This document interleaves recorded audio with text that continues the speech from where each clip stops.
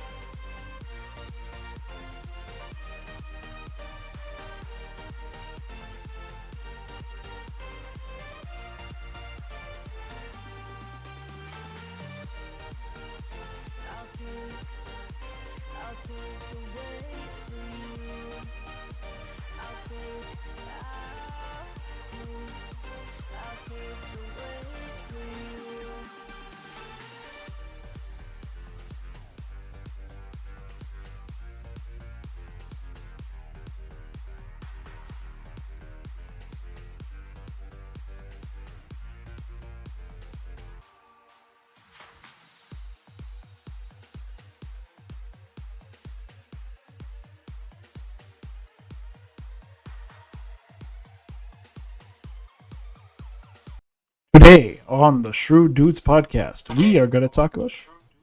And of course, I was listening to the music. I was like, what does our new music sound like? Forgot to mute. Yeah, I forgot to turn down it on my phone so that I could listen to it. Anyways, today on the Shrewd Dudes podcast, we are going to talk about a few different things. In this week, it's satire. We're going to address how Ilhan Omar has dropped her hijab for a buffalo hat and has decided to raid and have an insurrection in Congress. She is all about fashion. You're going to have an insurrection. Oh, yeah. It's got to be fashionable. It's got to be a buffalo hat. That's right. It's a tradition now. It has to happen. Tradition. Yep. And Such a good movie. In the rant of the week, we're going to address, of course, how this insurrection is totally not like the other one. Yes. It's okay when we do it. Yes, it's okay when we do it. But it's totally not okay when you make memes. Yep, so that'll be the rant of the week. I mean, that's ranty. Yes, it is quite ranty. In Big Brother World now, we're going to talk about how the media and the governments and all these big tech organizations are, of course, doing their usual mumbo-jumbo, but just applying it to the Israeli-Palestine war. And then finally in our weekly exposure and weekly highlight. We have lots of things to highlight, but apparently Amazon is doing interesting things with robots, and that is not a good tiding for the future. So all of that and more on the Shrewd Dudes podcast. Do it.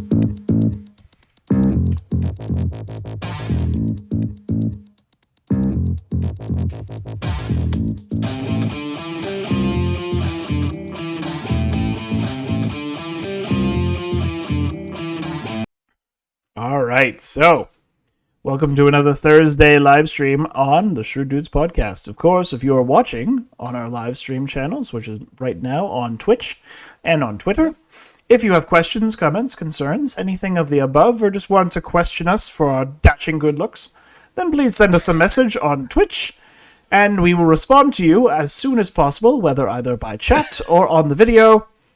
I wonder what that question would be, but like, what is your secret? Be like, always switch chats. That's the secret. Always switch chats. Hats. Oh, always switch hats. You gotta keep it fresh. Gotta keep it fresh. I don't have a hat. No, but you do have the Jufro, and that's always fun to watch. What Jufro? Oh, Nothing. He chopped it all down with a lawnmower. He chopped it down. I did not chop it down. Technically, my wife chopped it down, but yes, it is chopped. Looks like you took a weed whacker to it, man. Yeah. Well, typically once every like 3 or 4 months. Steph just is like, I'm like, all right, my hair's getting long, and then she just cuts it down to this, and then it's easy to manage for another like 4 or 5 months. I will say that my nephew actually, he's letting his hair grow out now, and I'm like, dude, you're getting dangerously close to either a Jufro or to one of the Jonas Brothers. He's like, oh God, let it be a Jufro. Oh God, let it be a Jufro. Yes, the days in which you dream to be a Jufro. Well, I mean, he hates the Jonas Brothers, so he was like, he hated anything like resembling a comparison to them. Well, at least he doesn't hate the Jews. That's right. The Jufro is okay. The Jew love or the Jew hate is not okay. Yeah, clearly not okay. Not okay, bro. Not okay at all. Well, so Danny, I'm curious as to what is the like. So Conquer Worm said empty bed is DMC free. What does that mean? DMC, like DMC is. What's DMC? I think DMC is something related to the Democratic Party. Does he mean DNC, like the Democratic National Convention? But put an M by accident. I don't know. I'm curious. I'm not sure what that means, but the DMC means a whole bunch of things. Apparently, my bed has no DMC. Okay, I'm curious as to what that means. Maybe put your comments below. Yeah, let us know what you think. DMC I don't know what that acronym means, but sure, go ahead. I am officially confuzzled. We're all confuzzled. We are all confuzzled. Very confuzzled. So. But Steven, how are you doing today, man? I'm all right. We're going to be starting snow stuff next week at work, and that's going to change things up a lot. So it's going to be fairly interesting. And of course, I am looking forward to this weekend. So kind of last minute shout out. If you are in the Calgary area this weekend, we are going to be, whatever the license thing is. I don't know. We are going to be at City Hall at 1 p.m. on Saturday. DMC license free music. Yeah, I get that. I get it now. Oh, okay. Yeah. Anyways, thank you, Conqueror. No copyright. No copyright. Yeah, no copyright here. Yes. Yep. So, yeah, if you're in the Calgary area, we will be downtown at 1 p.m. on Saturday, October the 21st, and we will be attending a rally for kind of Stay Away From Our Children, which is a rally against indoctrination in education, particularly involving sexualization of children. So that should be an interesting rally, especially considering that it's put on primarily by the CMA, or the Calgary Muslim Association, which I believe is also the organization that puts on the pro-Hamas rallies. So should be some interesting conversations nonetheless, and we'll see how that goes. It's going to be interesting because we weren't able to go to the last one because it was on a Wednesday. Yes. I mean, I was like, guys, why did you plan this on a Wednesday? Yep. But this one's on a Saturday, but it's also after the Hamas thing, and right now there is a very confusing kind of conflict of interest with like before we were like, yay, Muslims, now we're like, Muslims? Really? I don't know about so yes, that. Like once again, like Christian churches, come on, show up, stop being cowards. Well, we're hoping that we'll get a couple more people out. So yeah, we're hoping it'll be good. Yes, and I wanna do this time, instead of like actually going around asking everyone for permission, I'd like to actually just kind of go try around like man on the street. Man on the street. I want to do man on the street. That'd be more fun. Yeah, it would be pretty. Those videos are usually more enjoyable, anyways. It would be fairly entertaining. Yep. Yeah. Okay. So we'll jump into This Week in Satire. Bring it up, Ron. Exactly. So, from the Babylon Bee, buffalo hat-wearing Ilhan Omar leads pro-Hamas protesters storming Capitol. I hate to say it, but she actually looks good in that. She kind of does, actually. It looks better than her usual hijab. Actually, I'm like, you know what? I think she should just embrace it. Yep, embrace the buffalo hat. It would. It actually fits her personality too. It does. It's crazy and unhinged. It works. Yeah. So tell us what's the story here, man? Today's drama regarding the ongoing search for the next Speaker of the House of Representatives was ground to a halt today as over 1,000 pro-Hamas protesters stormed the United States Capitol, led by a buffalo hat-wearing Ilhan Omar. Make Palestine great again! Omar was heard shouting as she led a mob of angry rioters across the Capitol grounds before entering the building and positioning themselves in the rotunda. We will not stand for the Israeli colonization of Gaza. That's just my interpretation of her voice because it's really annoying. Chaos. No, her voice is more like it has more of like a nasally ending. A high-pitched male voice almost. Well, because her voice is like the Palestine. Yeah, that would be closer to it. Mm-hmm. Make Palestine great again.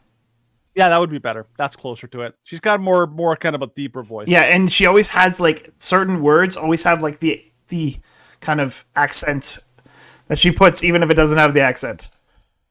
Yeah, it's weird. So chaos ensued. Feel good about her being in Congress. Oh yes, definitely. Like, barely speak English. Good job. And of course, like marrying her brother aside. Chaos ensued as the protesters staged what everyone has been conditioned to believe is a violent insurrection of the American government. Insurrection! Insurrection! Nancy Pelosi shrieked as she ran down the corridors of the Capitol building before being stopped by one of her aides. Oh? It's a pro-Palestine people? Oh, okay, then totally not insurrection at all. Where's my wine? I can see her doing that, actually. Yes. Democrat lawmakers continue. Yes? Or like her, big pile of, ice cream. Because, that was, the big embarrassing thing. Like, when she, had, a whole freezer full of ice cream. Yeah. It's like, let them eat cake. Yeah. Just about. That was her, that was her moment. So Democrat lawmakers continue to celebrate the inspiring display of the right to protest as more anti-Israel protesters smashed windows, invaded the Senate chamber, took selfies behind Jim Jordan's desk, and carried away podiums. This brings tears to my eyes. It's so beautiful. So beautiful. Said Rashida Tlaib, I'm so glad I whipped the mob up into a fury by spreading misinformation that Israel killed 500 Palestinians by bombing a hospital. The funny thing about that is that it wasn't her, it was Rashida Tlaib. Yep. Who actually did that. I'm like, Babylon Bee, man, you just keep getting you're so close to actual reality, not satire. No. It literally says Rashida Tlaib right here. Oh, really? Also, they just reported what actually happened. Yes. At publishing time, protesters were disappointed they to learn they could not steal the Speaker of the House's lectern because there is no Speaker of the House. Oh, sad days. Sad ending to that glorious glorious day and a glorious revolution. I know, we had such high hopes for them.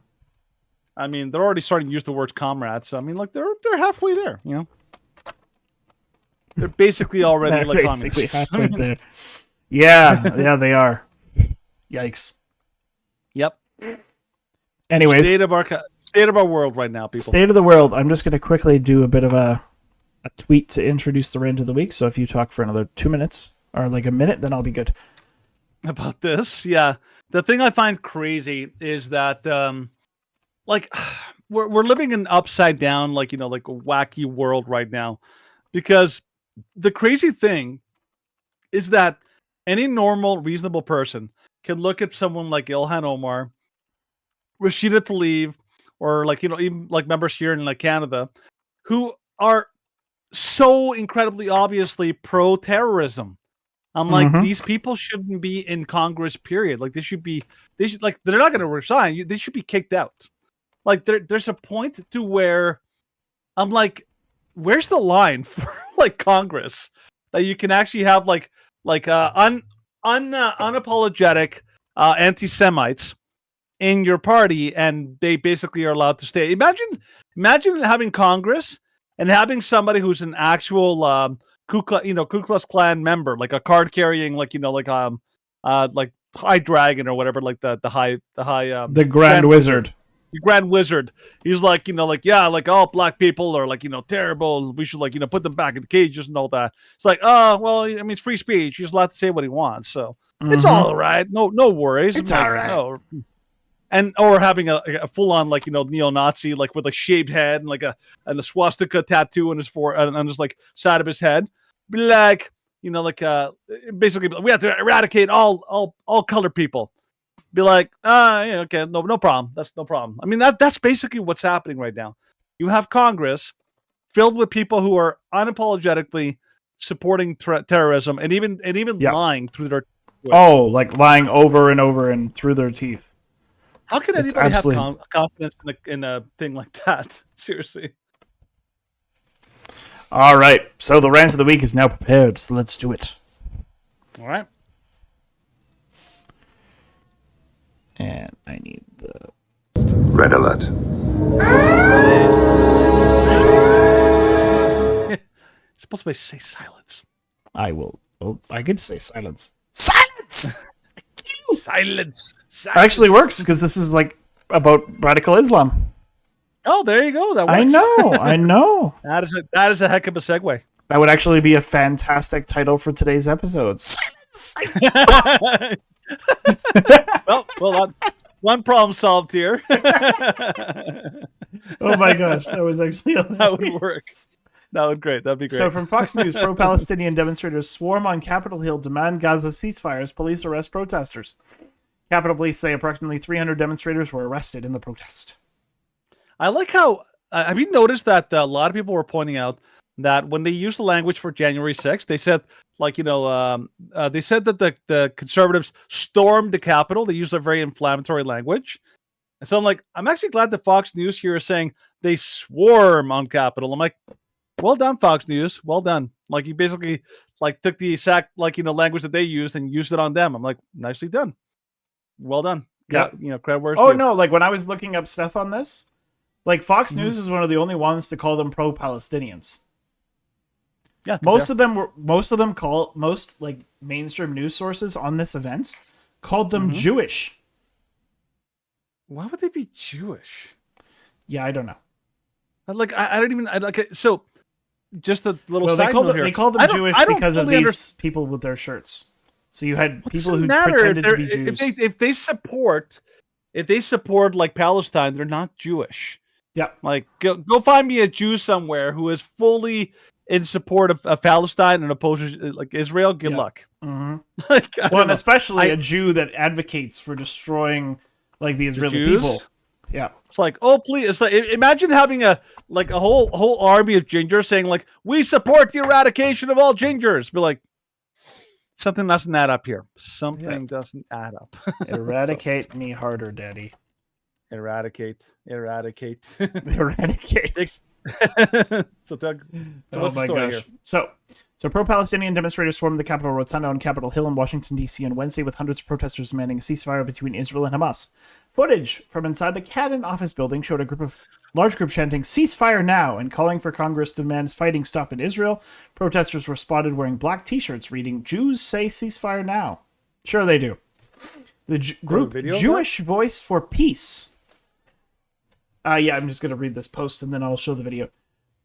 Said it on X that over 350 demonstrators, including two dozen rabbis, were inside the large rotunda while thousands of others protested outside. So here's a video of them being arrested.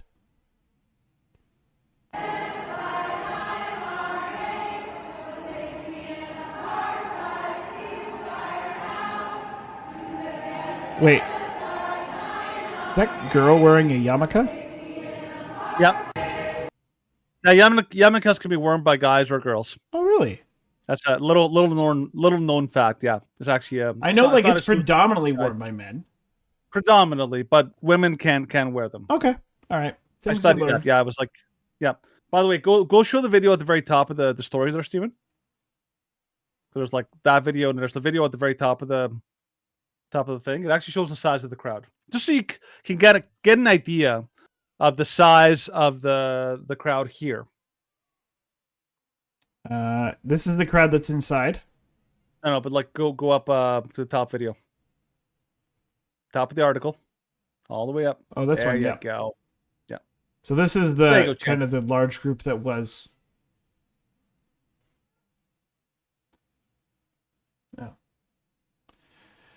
Yeah, well, so addressing Conqueror, there are rabbis that are pro-Palestine. Yes, there probably would be rabbis that are pro-Palestine, but they'd be sort of like the pastors who support gay marriage. It'd be like the Jews who are like, I love Germany. Germany, like, got me harder, Germany. Like, it's like, I think somebody made a meme one time, like queers for Palestine, and they put like chickens for KFC. And I was like, yep, that pretty much sums it up. Like, because it's one thing for like Jews, how do you put it? Anybody who actually understands the conflict and understands what Hamas is and what their goals are, they understand that Palestine and Palestinians, like the actual terrorist groups, don't want land. That's not their goal. Their goal is to eradicate all Jews. That's their goal. Mm-hmm. So this is why they've rejected like so many offers from Israel and from the UN and all that for a 2-state solution. People keep saying if we only had a 2-state solution, we'd be there. And I'm like, no, this is garbage, because you don't fully understand that the people of Gaza, the Palestinians there, they are all pretty much indoctrinated. They all believe, like, ideologically, they're ideological fanatics, and they believe that they're doing God's, like Allah's duty in doing Allah's will in eradicating Jews from the earth. That's actually their purpose. They'll try to hide it, but that's really their actual purpose and goal and all that. I'm watching even here a video of the march that happened outside, and there's an actual lady wearing what do you call that thing? It's a shell. The prayer shawl. Yep. Prayer shawl. She's literally walking with the prayer shawl. She's an elderly lady, and I'm legitimately thinking, I guarantee if I talk to that lady, she is not going to know anything with Judaism. I cannot possibly understand anybody who actually would support Palestine as a Jew and actually have a full understanding of Palestine and the people there in the Gaza Strip. That seems odd to me. So, Quick question, Stephen. Yep. When it comes to, by the way, I'm not sure you're out of focus here. Yeah, I never lost your focus. Okay. So the question is, when it comes to this event here, how does it compare, do you believe, to the January 6th? Because people are drawing the comparisons to that. Like, make some comparisons into the actual event.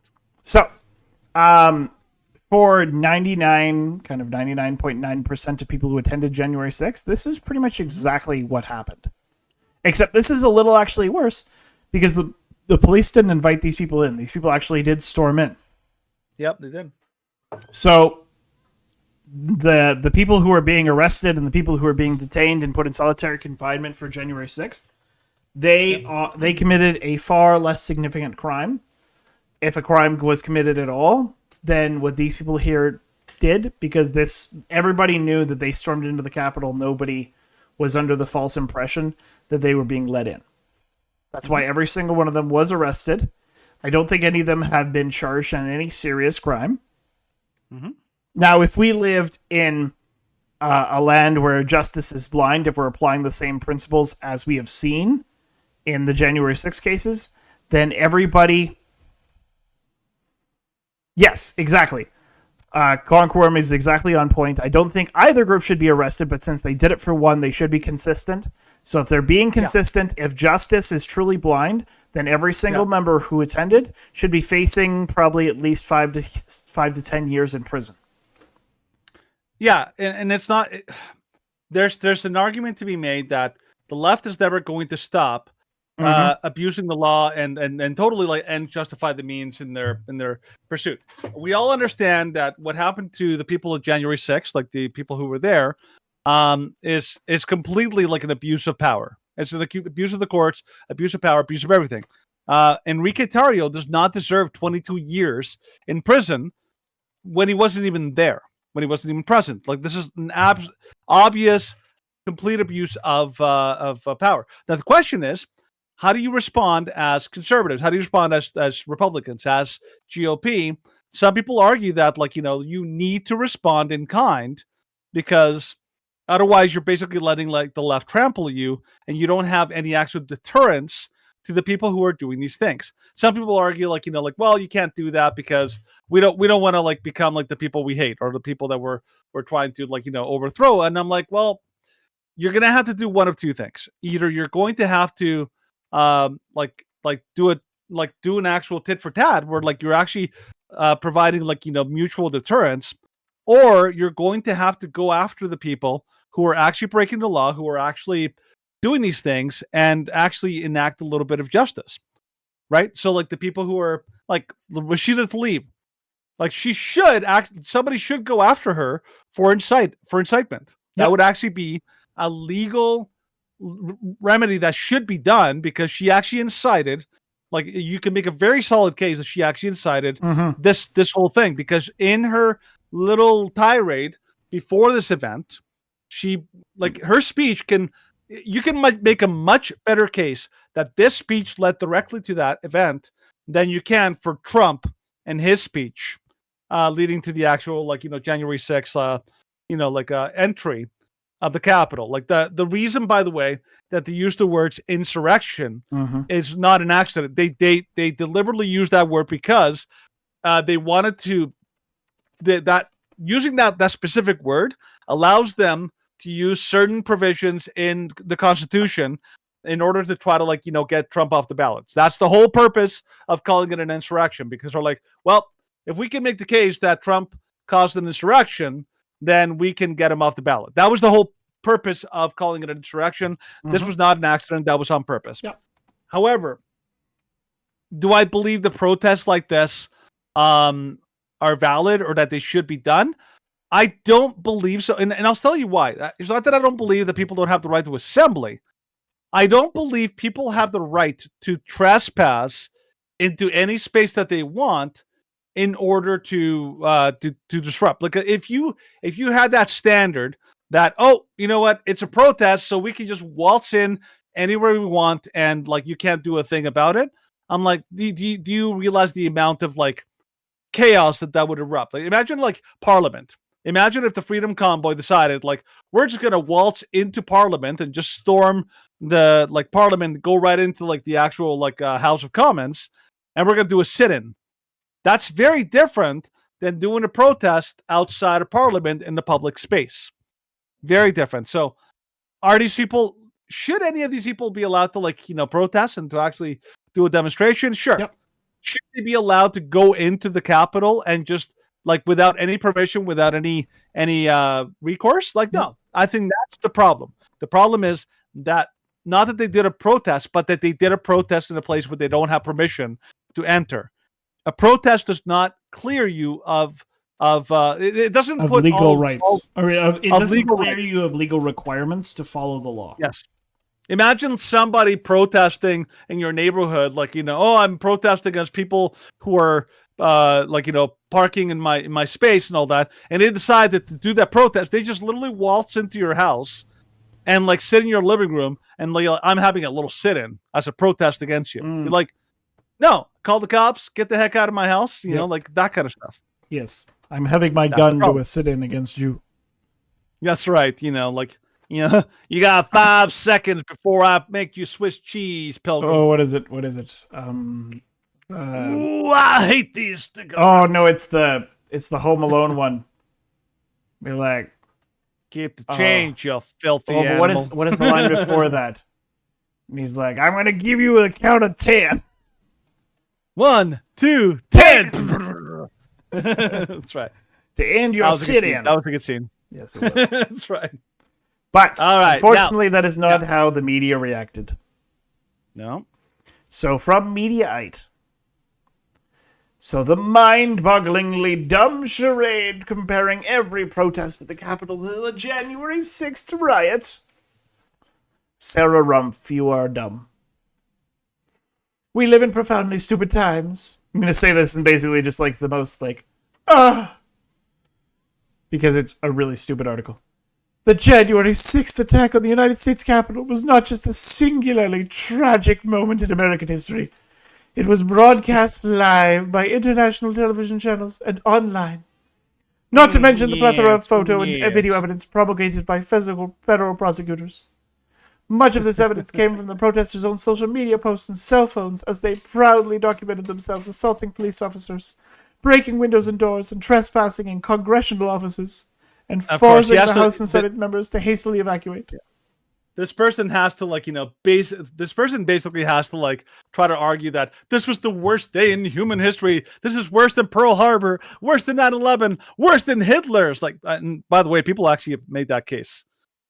Like, legit, even like Kamala Harris, you heard that, right? Yeah. She was like the January 6th was worse than Pearl Harbor. I was like, oh, you're dumb. Good job. Go down to the part where it says, but blanket declarations. That's where I believe. But blanket declarations that any protest at the Capitol is anything at all like January 6th is almost completely detached from factual reality. An issue that unfortunately seems to have little deterrent effect. On Wednesday, radical group called Jewish Voices for Peace protested at the Cannon office building, part of the Capitol complex. The protesters wore shirts demanding a ceasefire, chanted, unfurled a banner, and sat on the floor. The police swiftly moved in and arrested them, citing rules that prohibit demonstrators inside the building. Thus far, news reports and content shared on social media show the protesters yelling but not assaulting any police officers or otherwise committing any acts of vandalism or violence. How about trespassing? Did that count? That didn't stop multiple prominent voices on the right from waving around January 6th as a cudgel to demand that these protesters be charged as insurrectionists. Insurrection. And harshly punished with long prison sentences. Well, I kind of hope that they would be, but good luck. So I'm done talking in that voice. It's really annoying. It's irritating, which actually fits really well. Yeah, I know. But the funny thing here is that these people, the same people who accuse you of being detached from reality are the same people that can't see their own, like, literally foot in their own mouths. Like, just for an example, on January 6th, a giant amount of people were allowed to walk in. Like, they were actually waved in by police who were telling them, yeah, just come on in. They opened the doors. They even showed them where to go. And they even, escorted them to the place that they're supposed to go. These people just walked in and couldn't care less about the fact that they were trespassing. If you're going to make a case that a little old grandmother on January 6th deserved to go to jail for being in the wrong place at the wrong time, then you darn well better be willing to tell me that these idiots walking into Congress uninvited and without any actual permission don't deserve some kind of consequence as well. If I walked in to a private, if right here in Calgary, if I walked in to City Hall during a closed session where the public isn't allowed, you'd better be, you better believe that I'm going to face some kind of consequence. Some sort of consequence, exactly. For just marching in to a closed session where you're not actually allowed in. It's like, oh, I can't walk in there and be like, oh, wait, you can't arrest me. I'm protesting. It's legitimate, and I'm not being violent. It's like, get the heck out of here, man. You're not allowed to be here. Private property. Yep. Unbelievable. Oh, yeah. And then, of course, this is only made worse by the fact that yesterday. Well, yeah, yesterday. Stop repeating everything I say, or else I will pull out the dead terrorist again. Trump supporter Douglas Mackey sentenced to 7 months in prison over voting memes. Douglas Mackey, the creator of the popular pro-Trump Twitter account, has been sentenced to 7 months in prison after he was convicted of election interference over social media posts. Mackey was accused of a scheme to deprive individuals of their constitutional right to vote after a Twitter account he ran under the handle Ricky Vaughn posted memes in the lead up to the 2016 presidential election. One image showed a black woman standing in front of an African Americans for Hillary sign and said, "Avoid the line, vote from home, text Hillary to 59925.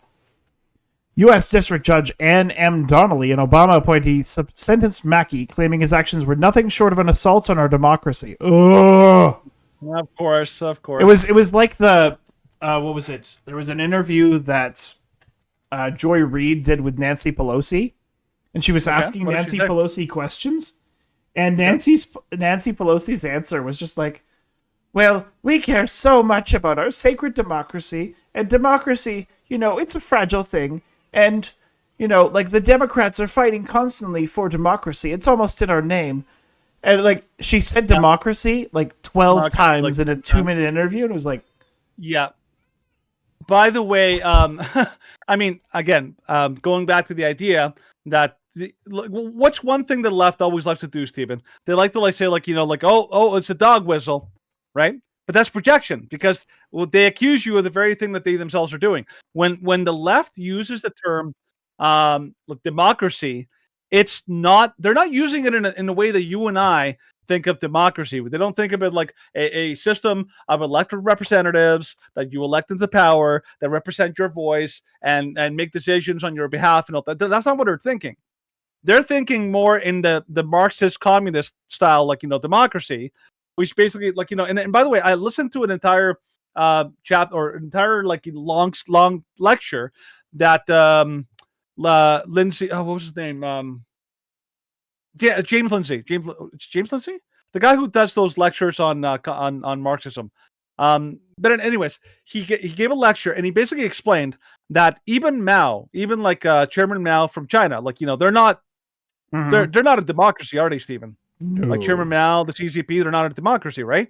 But yet Chairman Mao and even up to now the Chairman Xi Jinping, they constantly use the word democracy in their speeches, in a lot of their writings, and a lot of their things, because they use the word democracy in its sense of this is like the governing system that we have.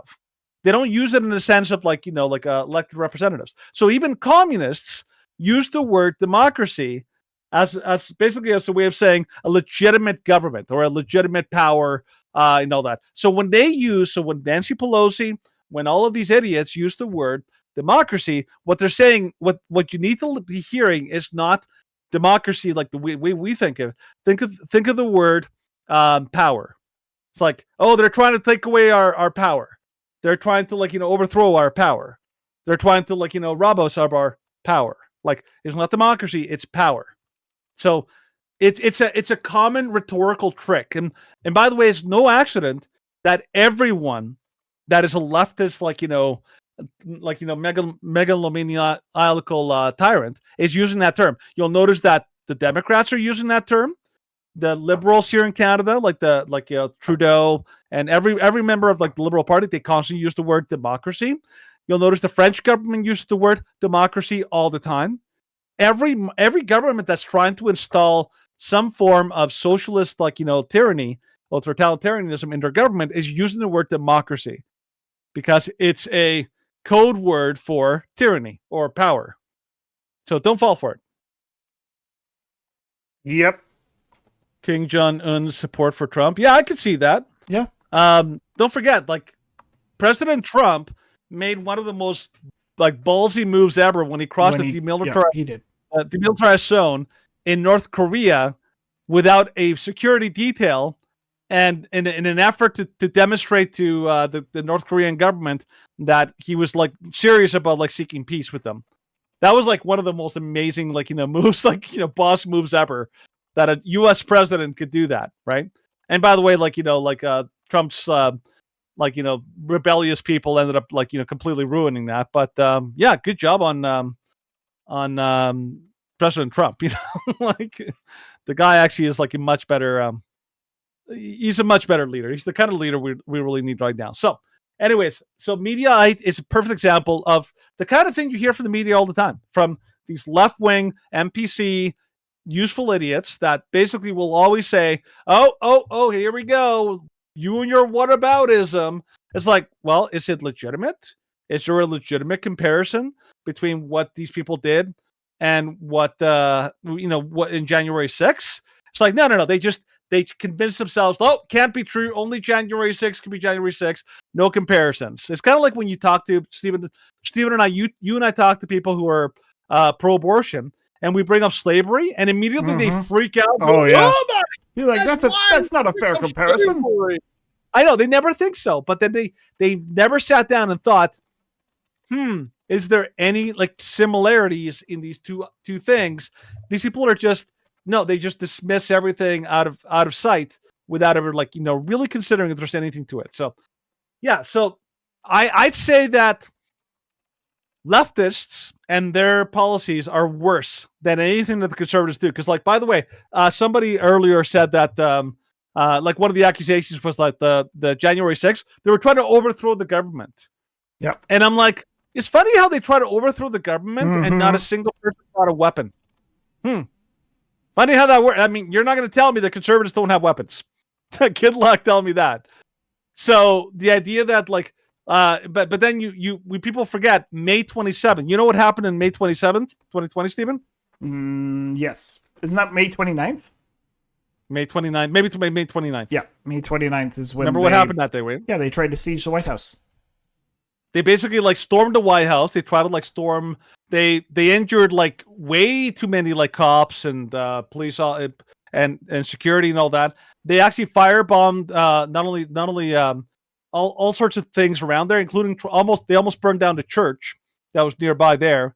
And the media tried to cover it up and try to use a distraction of saying oh, here's Trump with his Bible. Oh, he's trying to use it as a photo op. It's way to distract from the actual issue, which is a massive, dangerous, violent, mob effort to storm the White House. Good luck. Way to go, people. My goodness. Yeah. All right, Stephen. Anything else you want to cover on this one, or are we good? I'm just clicking on what this. Oh, it's the link to Kim Jong-un. So thank you for providing that, Conqueror. Very handy. All right. Let's talk about Big Brother, Where Art Thou?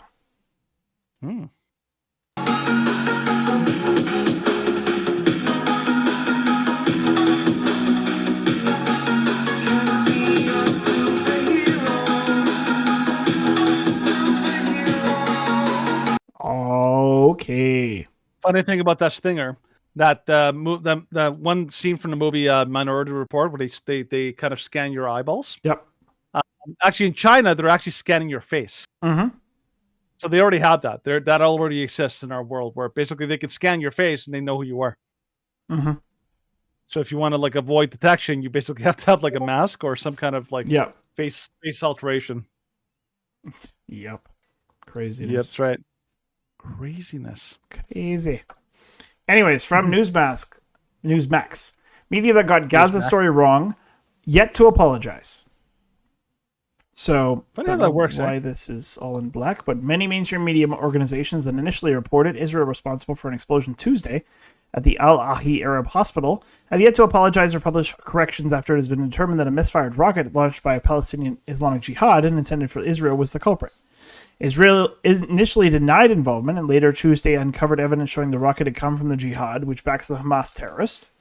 U.S. intelligence confirmed Israel's findings. More evidence showed the rocket struck a hospital parking lot and not the hospital directly. Headlines online were quick to blame Israel, immediately trusting information provided by Hamas-run Gaza Ministry of Health. So CNN, hundreds killed in Israeli strike on hospital, Palestinian officials say. Reuters quotes health authorities. Wall Street Journal, Palestinian officials say. New York Times, Palestinians say.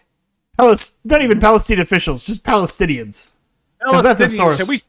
We interviewed some guy on the street in Gaza, and we're like, he's eating a falafel, and we're like, hey, what happened over there? It's like, oh yes, they blew up a hospital. You sure about that? Like, yes, Allah Akbar. Absolutely. Allahu Akbar. They non-Jews and their terrible rockets. Death to America. Power. Death to all. Giant demon from afar. Yep, that's the New York Times would quote as a source. So the best case scenario is that these outlets assume the health ministry, which is run by Hamas, who just raped, kidnapped, and slaughtered Israeli civilians would never dare lie to them. Journalists, the boy who cried, syndrome. Journalists at those outlets treated the anti-Semitic animals that make up Hamas as trustworthy sources and then raced to put out sources quickly without checking any facts. Again, that is the best case scenario. The initial media reports blaming Israel sparked mass protests in the Middle East, including the U.S. Embassy in Beirut, which they tried to set on fire. The Israeli embassy in Jordan planned summit Wednesday between Joe Biden, Jordan King Abdullah, Egyptian President Abdel Fattah el-Sisi, and Palestinian National Authority President Mahmoud Abbas was canceled. Yeah. Do you remember, Stephen, on Tuesday when we were first covering this story about the hospital explosion? Mm-hmm. I compared this to the situation in Ukraine where a bomb had exploded in Poland, and everyone was like, oh my goodness, Russia has bombed Poland. Yeah. That's it. NATO's going to jump in. And then we found out later that, like, oh, that was a Ukrainian rocket. And, okay, one issue is that it's a Ukrainian rocket. But the other issue is that Zelensky himself was using it, even though he knew it was, like, its own rockets. He himself was calling for, like, oh, yeah, it's those darn Russians. Come on, NATO, get in here. Start joining the war. He was a warmonger, and he was willing to lie. It didn't care about the consequences. That I'm shocked, I tell you, that this is like what happened here. It's like Hamas lied. What? Who could have seen this coming?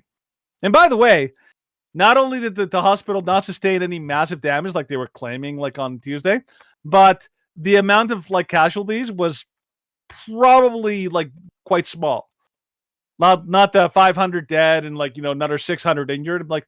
No, like not even close to that. So, like, these people are like pathological liars, and the idea that like people actually believe reports coming out of like from Gaza should make you really wonder. It's like, you're trusting Gaza, like people who are like willing to lie through their teeth, but you know what? They'll tell the truth next time. That'll be fine. Nothing will be like that. Mm-hmm. When it says reported between 1 and 300 currently, are we talking deaths or injuries? Again, because that's important. And also, the very same people. How do we verify that specifically? Yeah, like that's a real question. Like, how do you verify like that it's actually like 300? That's the important part, because I'm not saying that you're not sharing something you saw. The real question is, Who are the people counting? Because let's put it this way. Let me just put it this way.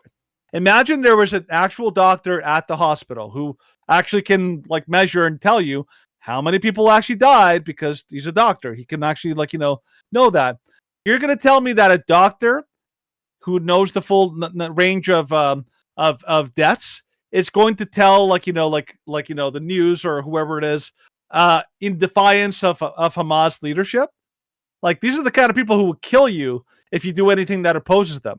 You're telling me that, like, a doctor be like, well, only about, like, 60 people died. Hamas is like, you want to try that again? Be like, yes, 300 people died. Yes, like, okay, your family can live. It's like, I don't know. I can't see it. It's, at least on anything here, you have to be super highly skeptical. Like, I always like to say, I don't believe it until I see until it's proven. I consider it speculation. Yeah, you can post a link if you like. You cats. That's fine. I'd love to read it. But you can continue the story here, Stephen. Interesting. If you got more, yeah. Oh well, I was just going to go on to the New York Post story because it's basically all the ones that are about the one about the hospital, but Rashida Tlaib also doubled down on the disinformation. So Rashida Tlaib, of course, this is what caused the riot at the Capitol, or the insurrection. Israel just bombed the Baptist hospital. Baptist? Yeah, it's a Baptist hospital. I heard that somewhere. Yeah, no. Maybe it was built by Baptists. It could have been built by Baptists. Certainly not Baptists now. I've heard that from people. I don't know how that works in there, but yeah. Yeah. Maybe she's using that as intentionally to try to manipulate. You know how Rashida Tlaib is not a credible source on anything. Seriously, she's not. Yeah. Anyways, so her tweet, of course, drew 32 million views. Total lie, overwhelming evidence confirmed by all this. Didn't show Israel did not do this. Instead of apologizing, Tlaib doubled down. We just continue to watch people think it's okay to bomb a hospital. It's beyond despicable. It's like, yikes. And of course, Tlaib wasn't the only congresswoman. Ilhan Omar similarly reposted a fake tweet. The response, this information is involved here. I was concerned the public not trust the Russians. As CIA Director Leon Panetta on Friday. We say, asked if he regrets signing a letter in 2020 discounting the post 100% true scoop on Hunter Biden. He believes the laptop wasn't real. He deflected. Yet how could he have no regrets? Hunter himself has admitted the laptop was real. By the way, can you go up a little bit? It's a bit of an odd article, but point is made. Part was Suleiman Ahmed. That one with the right. This there. One? No, the Suleiman Ahmed, the one about the body bags. Oh. Right here. There, right there. Okay. So if you look, Ilhan Omar reposted. Okay. Mm-hmm. Now, if for anybody who when this stuff was happening, not long after the whole the October 7th, the invasion of the Gazans into Israel and all this kind of stuff. This guy was trending all over Twitter. And I was actually reading a lot of the stuff he was posting. And this is where people like Ilhan Omar get their info. Because if you look, Ilhan Omar reposted. This is the person that she is she's repeating. And this is where she's getting her information. So you have to remember, a lot of these Congress people are getting their information from people who have no problem lying. This guy was caught several times, multiple times, lying through his teeth about the things that were happening. He actually tried to claim that the stories about children being murdered, that didn't happen. It's just Israeli propaganda, to the point where Ben Shapiro had to respond and be like, okay, he actually had to post pictures, and if you actually saw, he posted videos. Mm-hmm. Of the actual atrocities. He doesn't want to, but it's because of people like Suleiman that he had to, because they're trying to argue that no, none of this bad stuff happened. They're all liars and all that. And it's like Holocaust denialists. So what's wrong with what Rashida Tlaib said? Because she had a speech outside of Congress, didn't she? Do we have a chance to find that speech, Stephen? Do we have that? I don't have it. No. Let's see if I can find it. Because in the speech that she gave, this was long after the actual this was long after the actual thing was already debunked. Everybody already knew, this is totally done. This is debunked. None of this actually happened. But she was knowingly spreading lies, even though she knew they were lies, even though by that point everybody knew that the hospital was hit by Hamas and not by Israel, but she was willing to spread that lie. And by the way, a lot of people who who trust someone like Rashida Tlaib are going to believe her because Rashida Tlaib said it, so it's got to be true. So these are the kind of people, when you are a person in a position of power, and any kind of power, you have a bit of a responsibility. You can't just kind of say whatever the heck you feel. You have a responsibility to be more factual than just a random Twitter user anywhere, because people listen to you and people are going to act based on what you say. And she's basically spreading legitimate lies. I believe that is a legitimate reason to kick her out of Congress. It's not just because she's a leftist. If I wanted every leftist out of Congress, well, that's a whole different story. But she actually does not deserve to be there, because she is an actual danger to the country, and she's a danger to everyone in Congress. She's actually encouraging the mobs to do all sorts of violence. These people are legitimately dangerous. They should not be in Congress.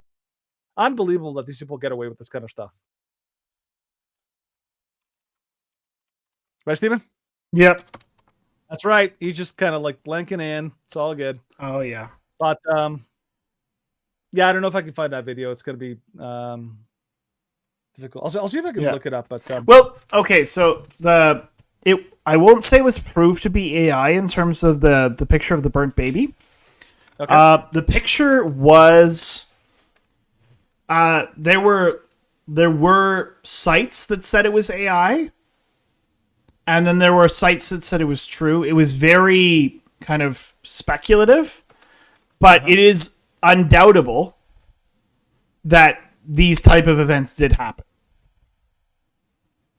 So whether that specific image was made by AI it's to me it's spurious. It's irrelevant because we know that happened. We know that they did kill babies. We know that they raped young women and young children. Like, whether that one image is AI generated, it's still speculation. It's still questionable whether it is. So which image are we talking about, Stephen? We are talking about... I'll see if I can find it. Okay. By the way, I just posted the video of Rashida Tlaib, the speech that she made. Okay. Which is kind of important because it's... like, you can see the banner behind her. This banner... if you remember the story that we covered earlier, the people at the Capitol who actually went in and all that, on the street, they were carrying this specific banner. So she made the speech right before they walked around and went to Congress and had that sit-in. Links are not shareable?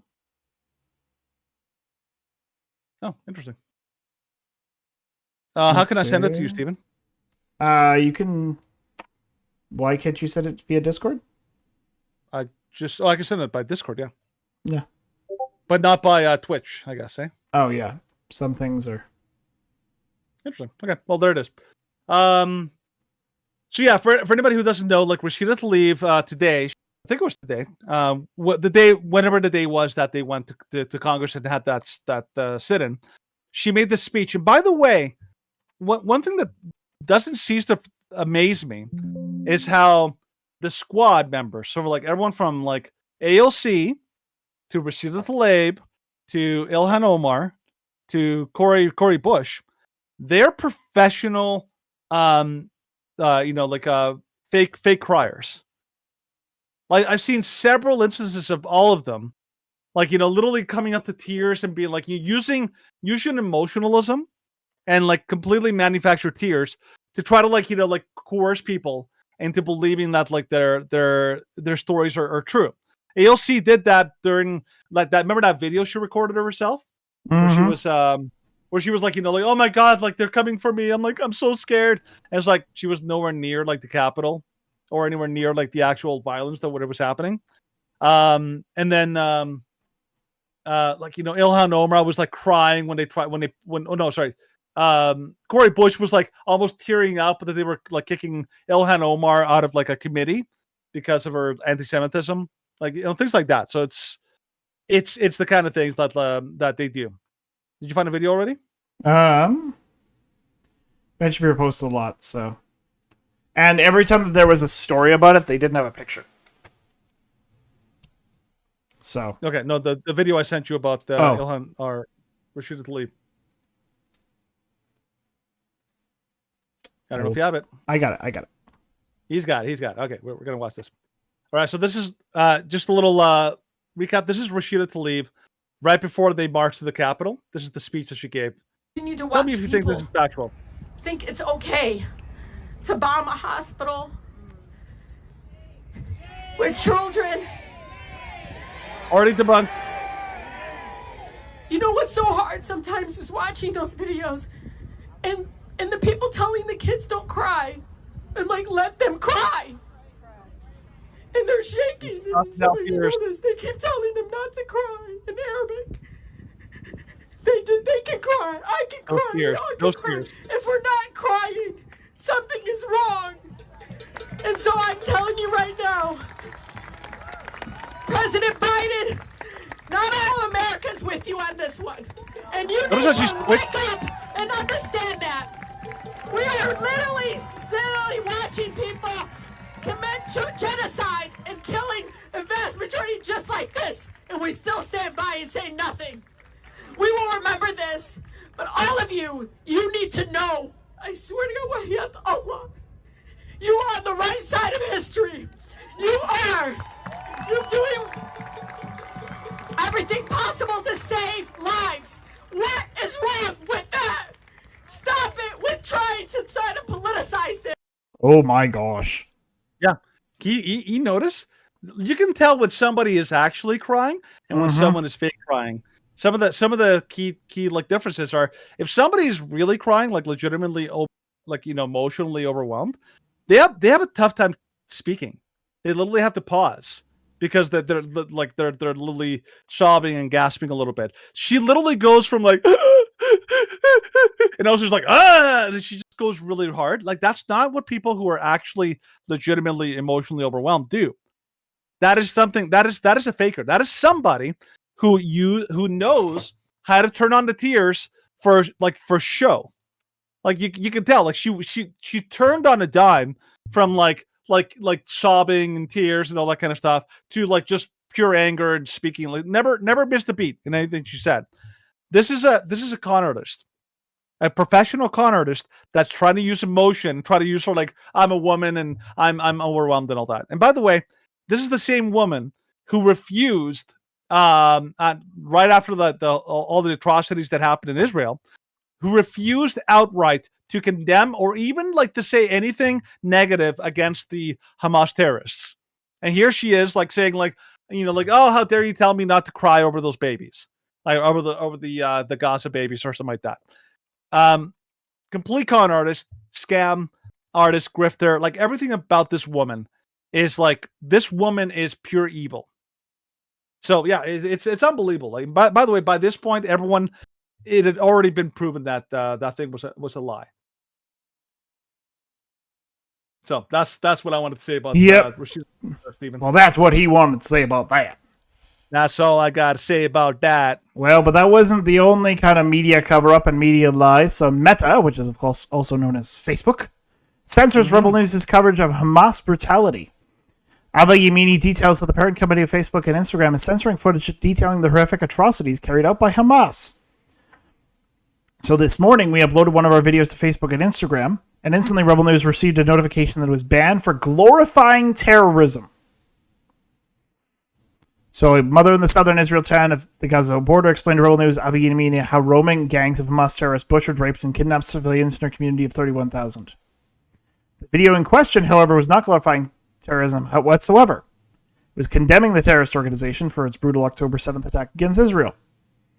And we have been warning governments and organizations that have been giving money to the Hamas for years, and we've been saying, if you're going to teach a 5-year-old how to stab a Jew, and if this is the ceremony, ending ceremony of kindergarten, how to stab a Jew, what do you think is going to happen in 20 years? Do you think he's going to be a rocket scientist, or is he going to be a terrorist? What are you going to raise?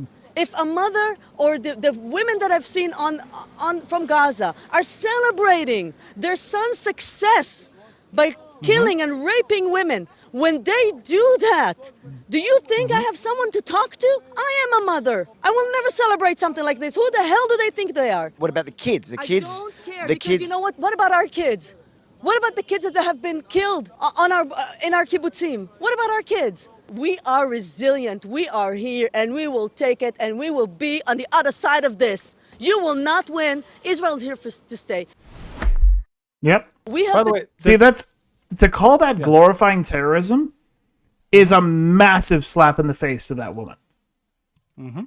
Because everything that she's saying is calling out not only the current terrorist acts, but she's calling out the behavior of the Palestinian Authority and the Palestinian culture that has that glorifies, and we showed this on Tuesday, glorifies the mistreatment and slaughter of Jews from very young ages, and it exalts suicide bombers and terrorists as the height and the pinnacle of their society. Yeah. So if anyone's glorifying terrorism, then it's those who are promoting Hamas. Like our friend Shelly, we love and appreciate Shelly. If she's on the live stream, let us know. But Shelly. she sent this meme to us, and it was about It was trying to say, oh, like Facebook and all these social media platforms, they're silencing Palestinian voices, and they're making sure that it's. And I'm like, that's totally nonsense. Yeah, and she's like, well, I don't understand why it's nonsense. And I'm like, well, no, because this stuff is promoted all over Facebook. It's promoted all over YouTube. And Twitter is basically the only one where it's just like, nope, butchering babies is wrong. And Facebook is like, well, you know, like, it's missing context to just call out Hamas. And it's like, no, it's not. It's not missing crap to call out Hamas, to call out all these human filth. You could probably put the picture up, can't you? The picture? Yeah, it should be easy to pull up. Like, you know, the picture that she sent you about the censorship. Oh, yes, of course. I could pull that up quite easily. Just so you know. By the way, I had a conversation with somebody on Facebook. It came up on my feed. This guy was legitimately like saying in his post that, oh yeah, by the way, for next 2 weeks I'm going to be sending money to like the children of Hamas or like, you know, like of Palestine or like, you know, Gaza or something like that. And I'm like, congratulations, you're funding terrorism. Because you know, people are like are that silly that they believe that sending money to like Gazan children is somehow not going to end up in the hands of in Hamas. The hands of terrorists. Yeah. Yeah. Yeah, so this is this is the post. So Facebook, Instagram, Twitter, and the state of Israel are silencing the voices of the Palestinian people. And apparently Shelley had said that quite a few people that she knew were sharing this, and I'm like, it's complete nonsense. Yeah. Because it's amazing. So many posts that I see are like, oh, Israel is just like they're the voice of evil. I'm like, are you kidding me? Isn't it amazing how quickly people forgot? Like, it happened last Saturday, right? Yep. Last Saturday, we just literally saw those images of like the crazy tortures and human atrocities that happened. People have already forgotten that, and they're like, "Oh, Israel's the worst. Like, they're evil." It was like not even a week has gone by, dude, and you're comparing Israel to what those people did on, like, you know, Saturday. Like, give me a break. It's not even fresh. Like, my goodness. And they're already talking about how Israel's the worst and like the worst human rights abuser. And I'm like, yeah, compared to the people who literally chop people's heads off, who literally burn people alive and kidnapped like children. I saw this video of this one Palestinian one Hamas terrorist who was being interrogated by Israel. And he was basically confessing that it's like, what do you guys do with the children? Like, we're talking about like 10, 12, you know, year old girls. Like, what do they do with them when they take them back to, like, you know, Gaza, like as prisoners or like as hostages? He's like, oh, we basically violate them, and we you know, basically, like, in other words, he was basically saying, oh yeah, we raped them before we killed them. It's like, great, you guys are like not only raping women, you're also raping children right before you kill them. It's like, you guys. This is like medieval style, like, you know, like evil. Like, we haven't seen this kind of evil for a long time. People are trying to argue that Israel, modern military, that tries to like limit the actual civilian casualties. It's like, oh, they're the worst people in the entire world. I'm like, there's like an evil ideology here. So it's unbelievable. Yep. Oh no, the state of Palestine and Hamas and all the things which they have done, and like it's an interesting yes, Conquer Worm, we are inventing new ways of doing evil. I think we should make a new hat for Gaza. You know, like, you know, make evil great again. That's kind of like their motto, because they're just like, these are kind of things that we thought like didn't happen anymore, but no, they do. My goodness. All right, let's go on to the news you may have missed. To talk about the news that you may have missed. Well, we're not quite done talking about Israel, because the starting of the news you may have missed for the next few weeks is going to be updates on the situation. So, trying to keep you informed. That works. All right, buddy, you launch into it. I will. Get her done. So, new rocket attack in Iraq, Syria, Lebanon, Yemen suggests prospect for regional conflagration growing. So, update as of a couple hours ago, Israel media is reporting to the United States it's currently in talk to establish safe zones in Gaza after it was widely reported the IDF has been given the green light by the Netanyahu government to go into the Gaza Strip. So the Gaza Hamas-controlled Interior Ministry says several displaced people who had taken shelter at a church compound in the Gaza Strip have been killed and injured in an Israeli airstrike. There was no immediate comment from the IDF. The strike left a large number of martyrs and injured at the compound of the Greek Orthodox Church. The ministry says. The ministry? Is what? that Hamas? No, apparently that is the... Is that the minute? Oh yeah, the Interior Ministry. I thought it was like the church, and I was like, the church is saying that? No, they're not going to say that. No. The witnesses tell the AFP the strikes appears have been aimed at the target close to the place of worship where many Gaza residents have taken refuge. Additionally, Russia has said it's moving more military assets to its bases in Syria. Of course, yeah. And Moody's has meanwhile said Israel is under review and could soon be downgraded as in terms of the international credit rating. Pentagon has confirmed American troops suffered injuries in the last 24 hours of drone and rocket attacks against bases in Iraq and Syria. Mm-hmm. And then on top of that, Israel is planning to establish a massive demilitarized zone along the length of Gaza border fence. So it's planning to establish a broad demilitarized zone surrounding the Gaza Strip after completing its impending ground assault in the Palestinian territory and eradicating Hamas. Well, hopefully they can complete that. The expected DMZ would extend the length of the 40-mile fence already encircling the Gaza Strip and would enhance the elaborate defensive measures already in place. According to CNN's Nick Robertson, who spoke with the Israeli ministers about the plan, that border fence area that has an electronic border fence that has sensors on it, has cameras on it, the wall behind it that drops down deep into the ground to protect that against tunnels, and a small buffer zone behind that that's going to become much, much wider. The zone along the whole 67 kilometers of the border fence, we were told, a zone that no one would be allowed to go into. An expanded DMC would provide IDF forces with a deeper and wider range of fire across the border territory and be instrumental in repairing any potential future incursions from Hamas terrorists. Nearly 20-foot border fence currently in place, known as the Iron Wall, already has more than a 100-yard buffer zone people are not allowed to enter, along with high-tech defense measures like radar-sensitive motion sensors and a deep concrete foundation to deter tunneling. Yeah. So, I think, yep. So one little note about the whole situation right now, which I find interesting, is that when it comes to what's happening, first of all, people keep talking about like, oh my goodness, Israel keeps hitting civilians. I'm like, okay, sometimes I actually think people are intentionally dumb. I'm like, we're in a war. That's a war, which means in a war, and especially in urban areas, there's going to be casualties. You also have to remember, Israel's plan is to do a ground invasion. Okay. Let me walk you through this. They want to do a ground invasion. How do you prepare for a ground invasion? You have to bomb the crap out of the area that you're planning to go into, because you need to weaken it before you do a land invasion. That's basically the MO of D-Day. What's the one thing that they did before D-Day happened? They bombed the literal crap out of the areas that they were about to go and land on. That is pretty much par for any major invasion force. You have to prepare the area that you're going into. Now, Hamas intentionally kept people in there. Why? Because they knew a ground invasion was planned and that they're going to come in with the ground invasion. So what do they try to do? They try to put as many innocent people, civilians, children, women, into those zones because, in their view, it's better for them to die gloriously in the line of duty than to protect themselves. They're a death cult.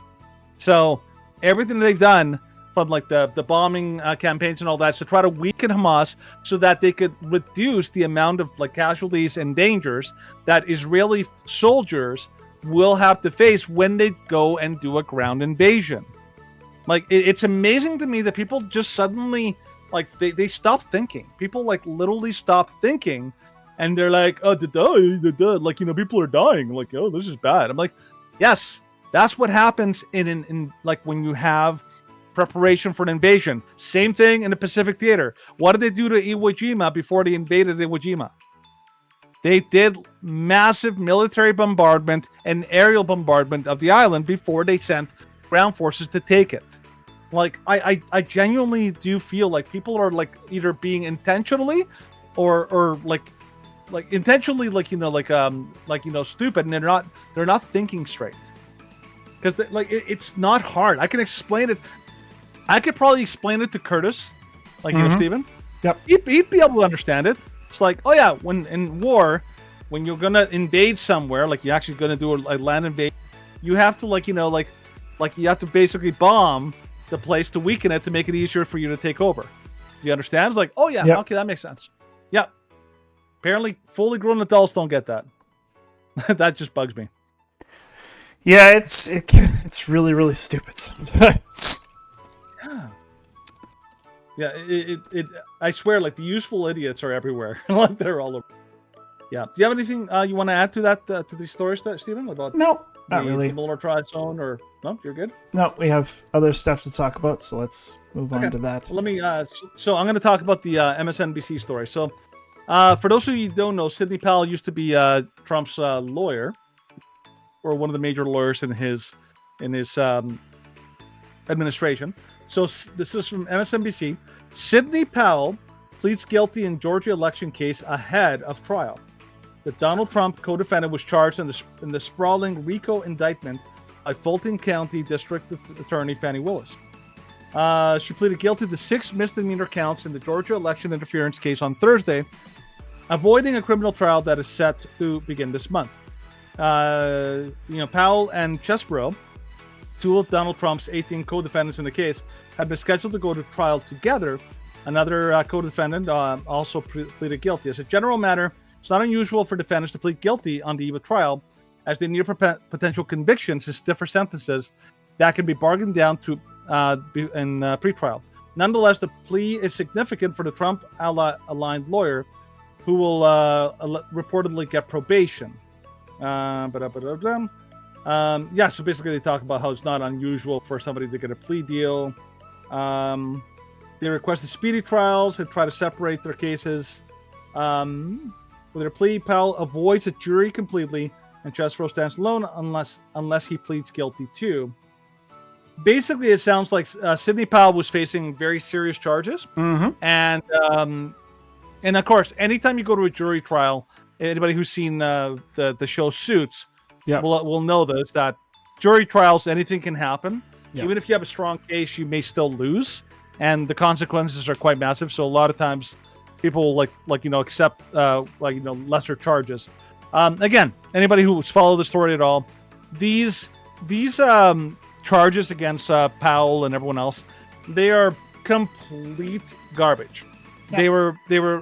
Nobody in history has ever gone after like the lawyers of a former president, and all of this is brand new. All of this is like novel theories, completely untested theories. That it's basically evidence of a weaponized legal system in the States that's using the power of the courts to punish political opponents. So I feel bad. I feel terrible for everyone involved in these court cases. The U.S. government is basically becoming a banana republic because this is what they do in banana republics. Political enemies are charged with a politicized, weaponized, court system and a weaponized justice system that basically goes after political opponents. Yeah, it's more of the same. Well, and of course, like this, like her pleading guilty, it makes things much, much harder for Trump. Because if she's pleading guilty, then it already makes it look like, well, she pled guilty, and even though she's pled guilty to smaller charges, based like public opinion polls, then people will generally believe it's like, oh, well, she pled guilty. That means that all of it must be true. Now, of course, it's not the case, but because there is already the guilty plea on record, most people are just going to read that. Most people are just going to read, like, if you look at this headline, they're going to read, pleads guilty in Georgia election case ahead of trial. By the way, pleading guilty does not prove that you're guilty. No, it doesn't. I'm just saying that, of course, the only way to prove someone's guilty is in court. Yes.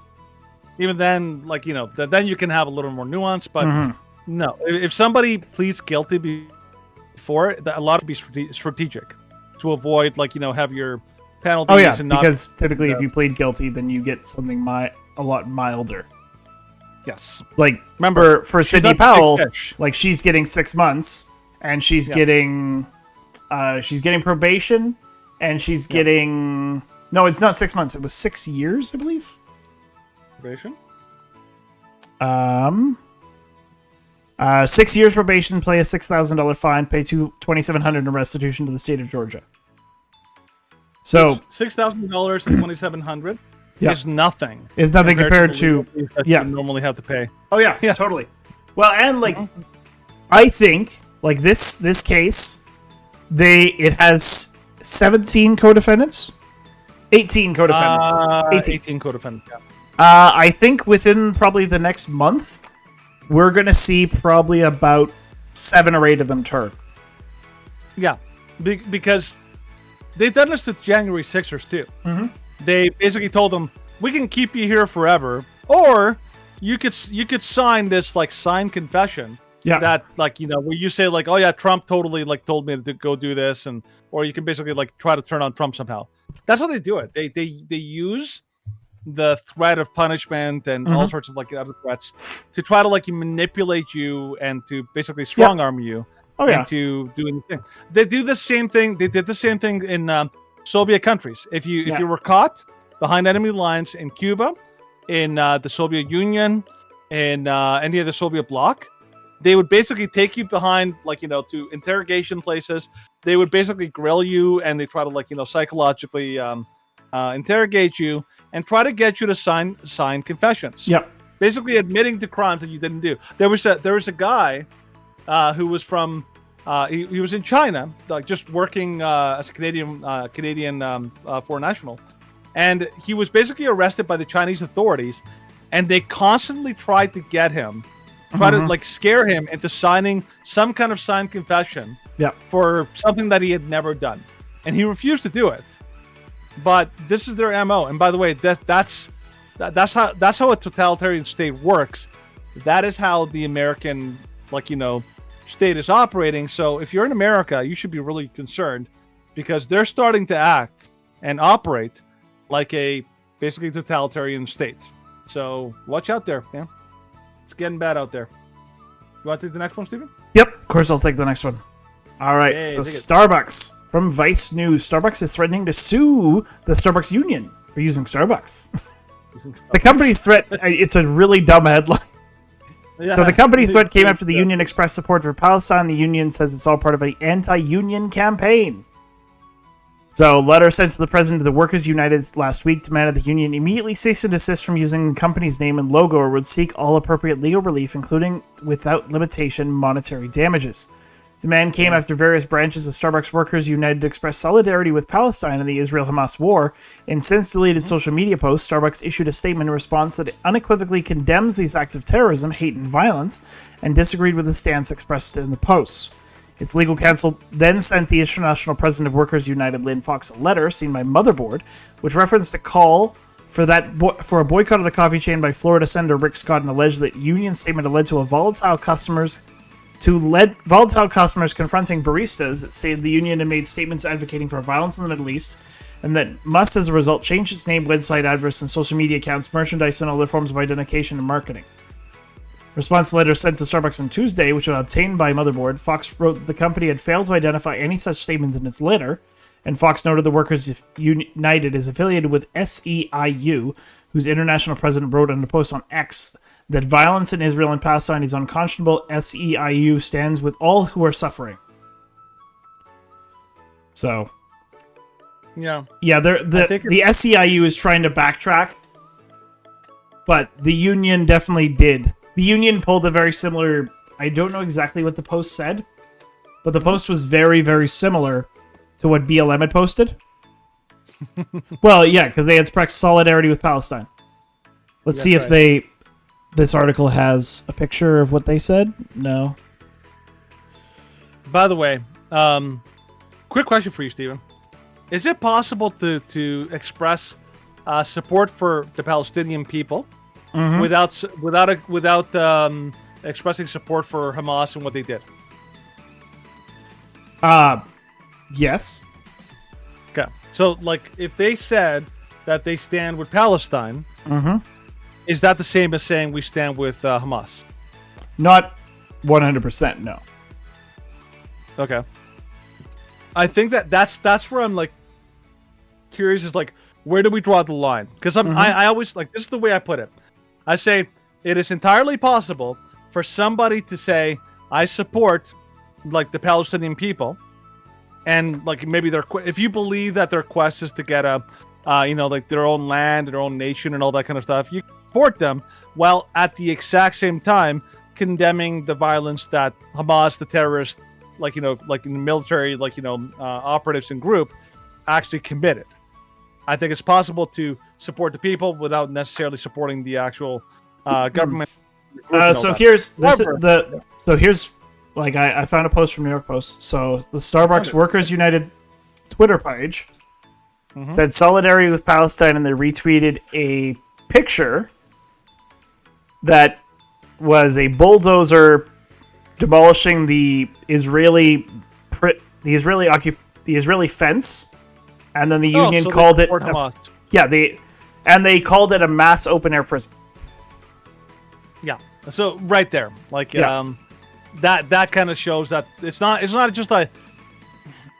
just standing with Palestine. You're actually supporting the actual, because it's like the same thing with BLM when they posted that said the same idea. Well, we stand with Palestine, but they have a picture of a paraglider coming in, and I was like, way to go! You basically said you support and you totally cheer on the mass murder of innocent civilians and all that.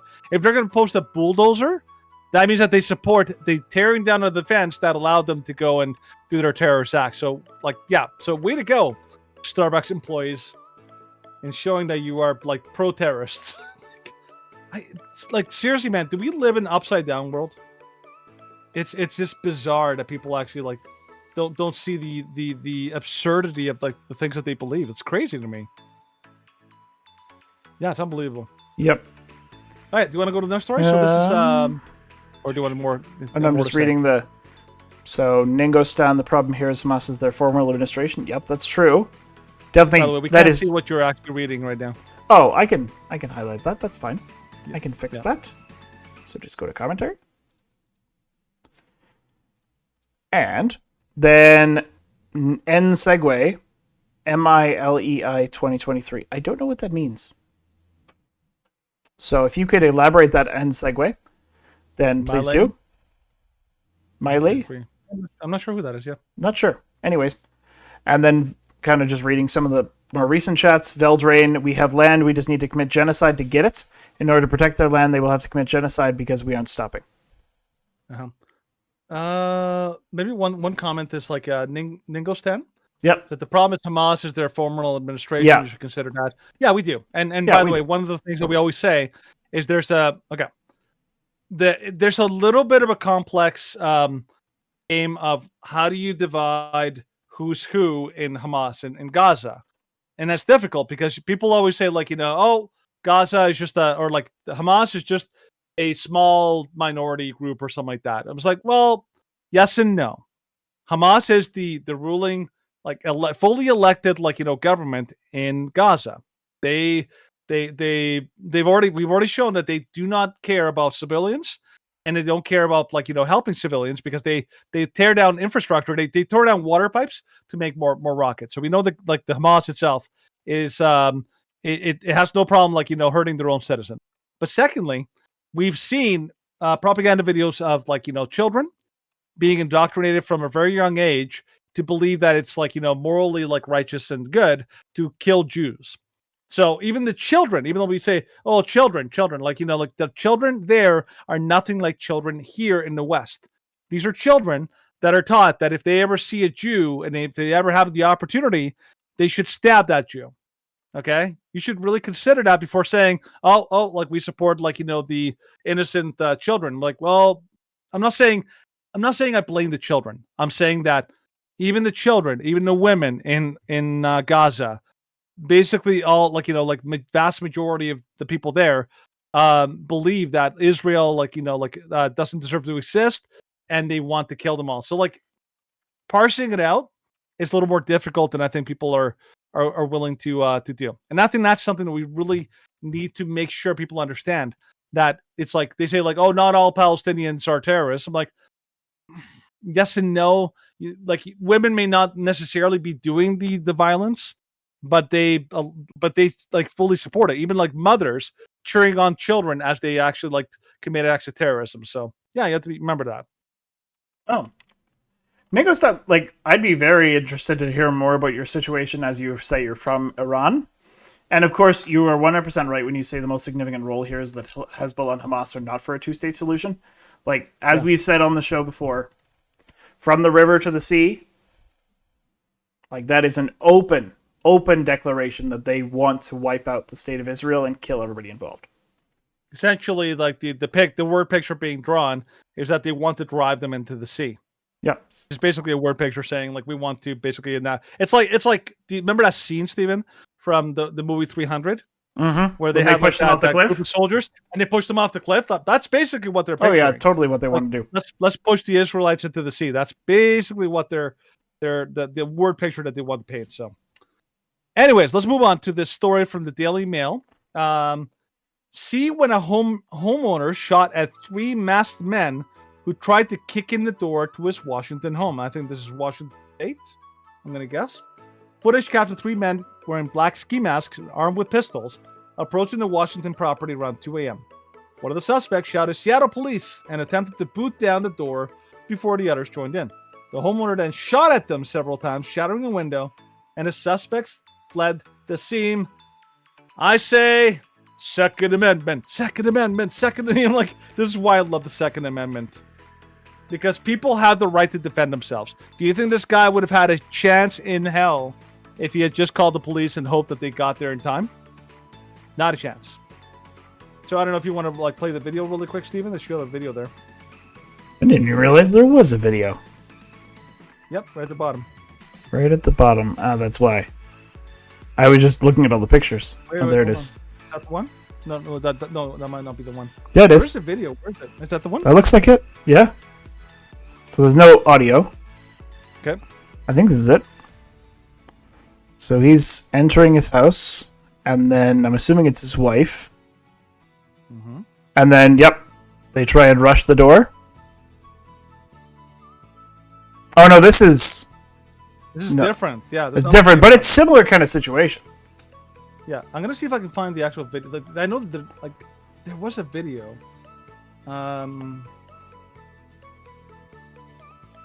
Yeah. Oh, there's no video that I could see. So. Hold on. I'm just checking.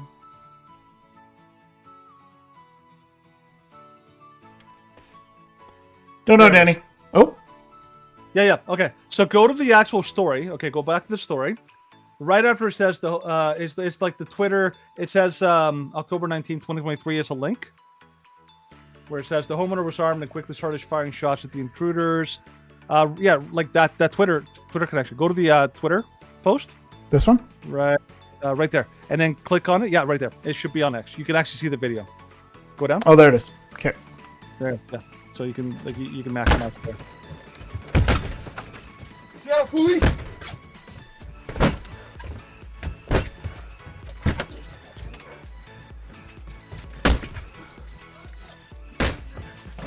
Really fun to click in. Oh dang! You better run. Run! Oh, you better run, boy. Like, nope, you done, son. Like, oh dang, no, oh you dang, get out. Run for it, boy, run for it. Oh, the things that we cannot do here in Canada. There's a famous scene that I love in a movie called I think it's Tombstone. It might be one of those like westerns. There's a guy who was arrested. He's sitting in the jail, and the sheriff basically is holding him in jail, and then an entire posse, like a group of 50 men, all basically walk down the street in this old west town, walk right up to the sheriff's post, and they basically say you know what, we don't care if he's arrested, we don't care if he did a crime, you're letting him go right now, or we're gonna all take you down. And the guy's sheriff's okay. He takes out his his 6 shooters, and he's like, yeah, you're right. You're all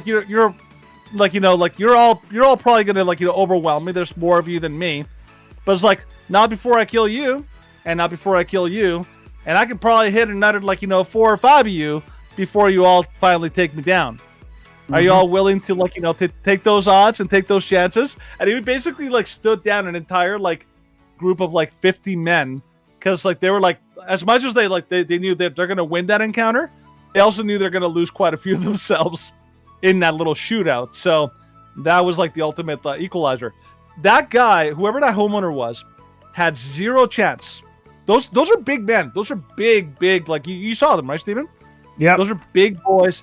Good luck taking 3 of them on in a like an actual wrestling or kind of like fight or whatever. And those men were like literally trying to break in using brute force, which means that their intentions were nefarious. The best chance that man had was a gun. And this is why I am a full apologist for guns. Because the reason we should all like advocate that people should be allowed to own guns, it's not because we're pro-crime, it's because we are pro-self-defense, pro-innocent people. This is the only chance innocent people have at defending themselves and staying alive. So right there is a perfect example of why people should be allowed to have guns, because of these kind of things that could happen. Yeah, what do you think, Stephen, about these guys? This guy this guy is totally in the right to take out these guys. Like, as we stand united with anybody who's actively defending their home and their family. And the only thing that I wish I could change about this story is that I wish we could have these laws in Canada that would actually defend us. Our own prime minister. If we did this here, we'd be raked over the coals. Yeah, and we've had instances like that. Yep. Our own minister said that we do not have the right to self-defense. Mm-hmm. Like, said it out loud, and I was like, "Wow, thank you for basically throwing every Canadian under the bus." Thank you for encouraging criminals. Yeah. Well, I mean, he does. He loves criminals. Oh, he loves criminals. Totally. What a guy. But thankfully, someone who does not like criminals, Danielle Smith, who trades shots with Trudeau, supports the will of Albertans on pension plan. We just believe this is a decision that should be made by Albertans, said Premier Danielle Smith. That's why we're putting forward pension legislation in the fall. In a fiery letter of her own, Alberta Premier Danielle Smith clapped back at Ottawa over disingenuous claims made about its provincial pension plan. I am concerned you may seek to prevent Alberta from relying on the withdrawal provisions in the CPP Act. According to a letter penned by Prime Minister Justin Trudeau on October 17th, leaving the Canada pension plans would cause undeniable harm to Albertans. Well, not to Albertans, but to Canadians, because Trudeau does not want... Yeah, to Trudeau, because Trudeau does not want to miss out on his breadbasket. You're taking away my piggy bank. I don't like that. Yeah.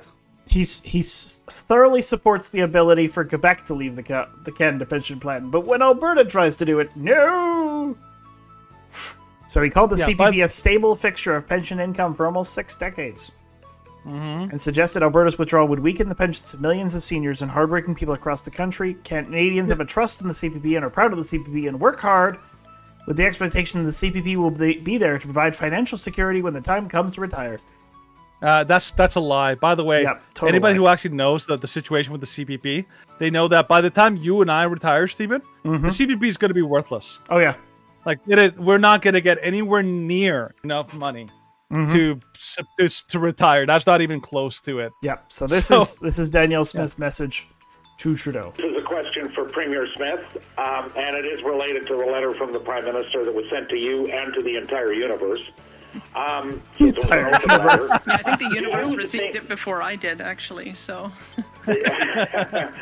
Do you think, no day is complete without somebody from the federal government talking about Alberta, do you think any part of the Prime Minister's intervention on the pension issue today is actually in some way related to that elephant in the room, which is the ongoing disagreements between the Trudeau government and the Alberta government over the federal net zero electricity plans they have and the emission cap plans they have? In other words, my feeling is the Prime Minister is no doubt upset with the Alberta government for not playing follow the leader on those files.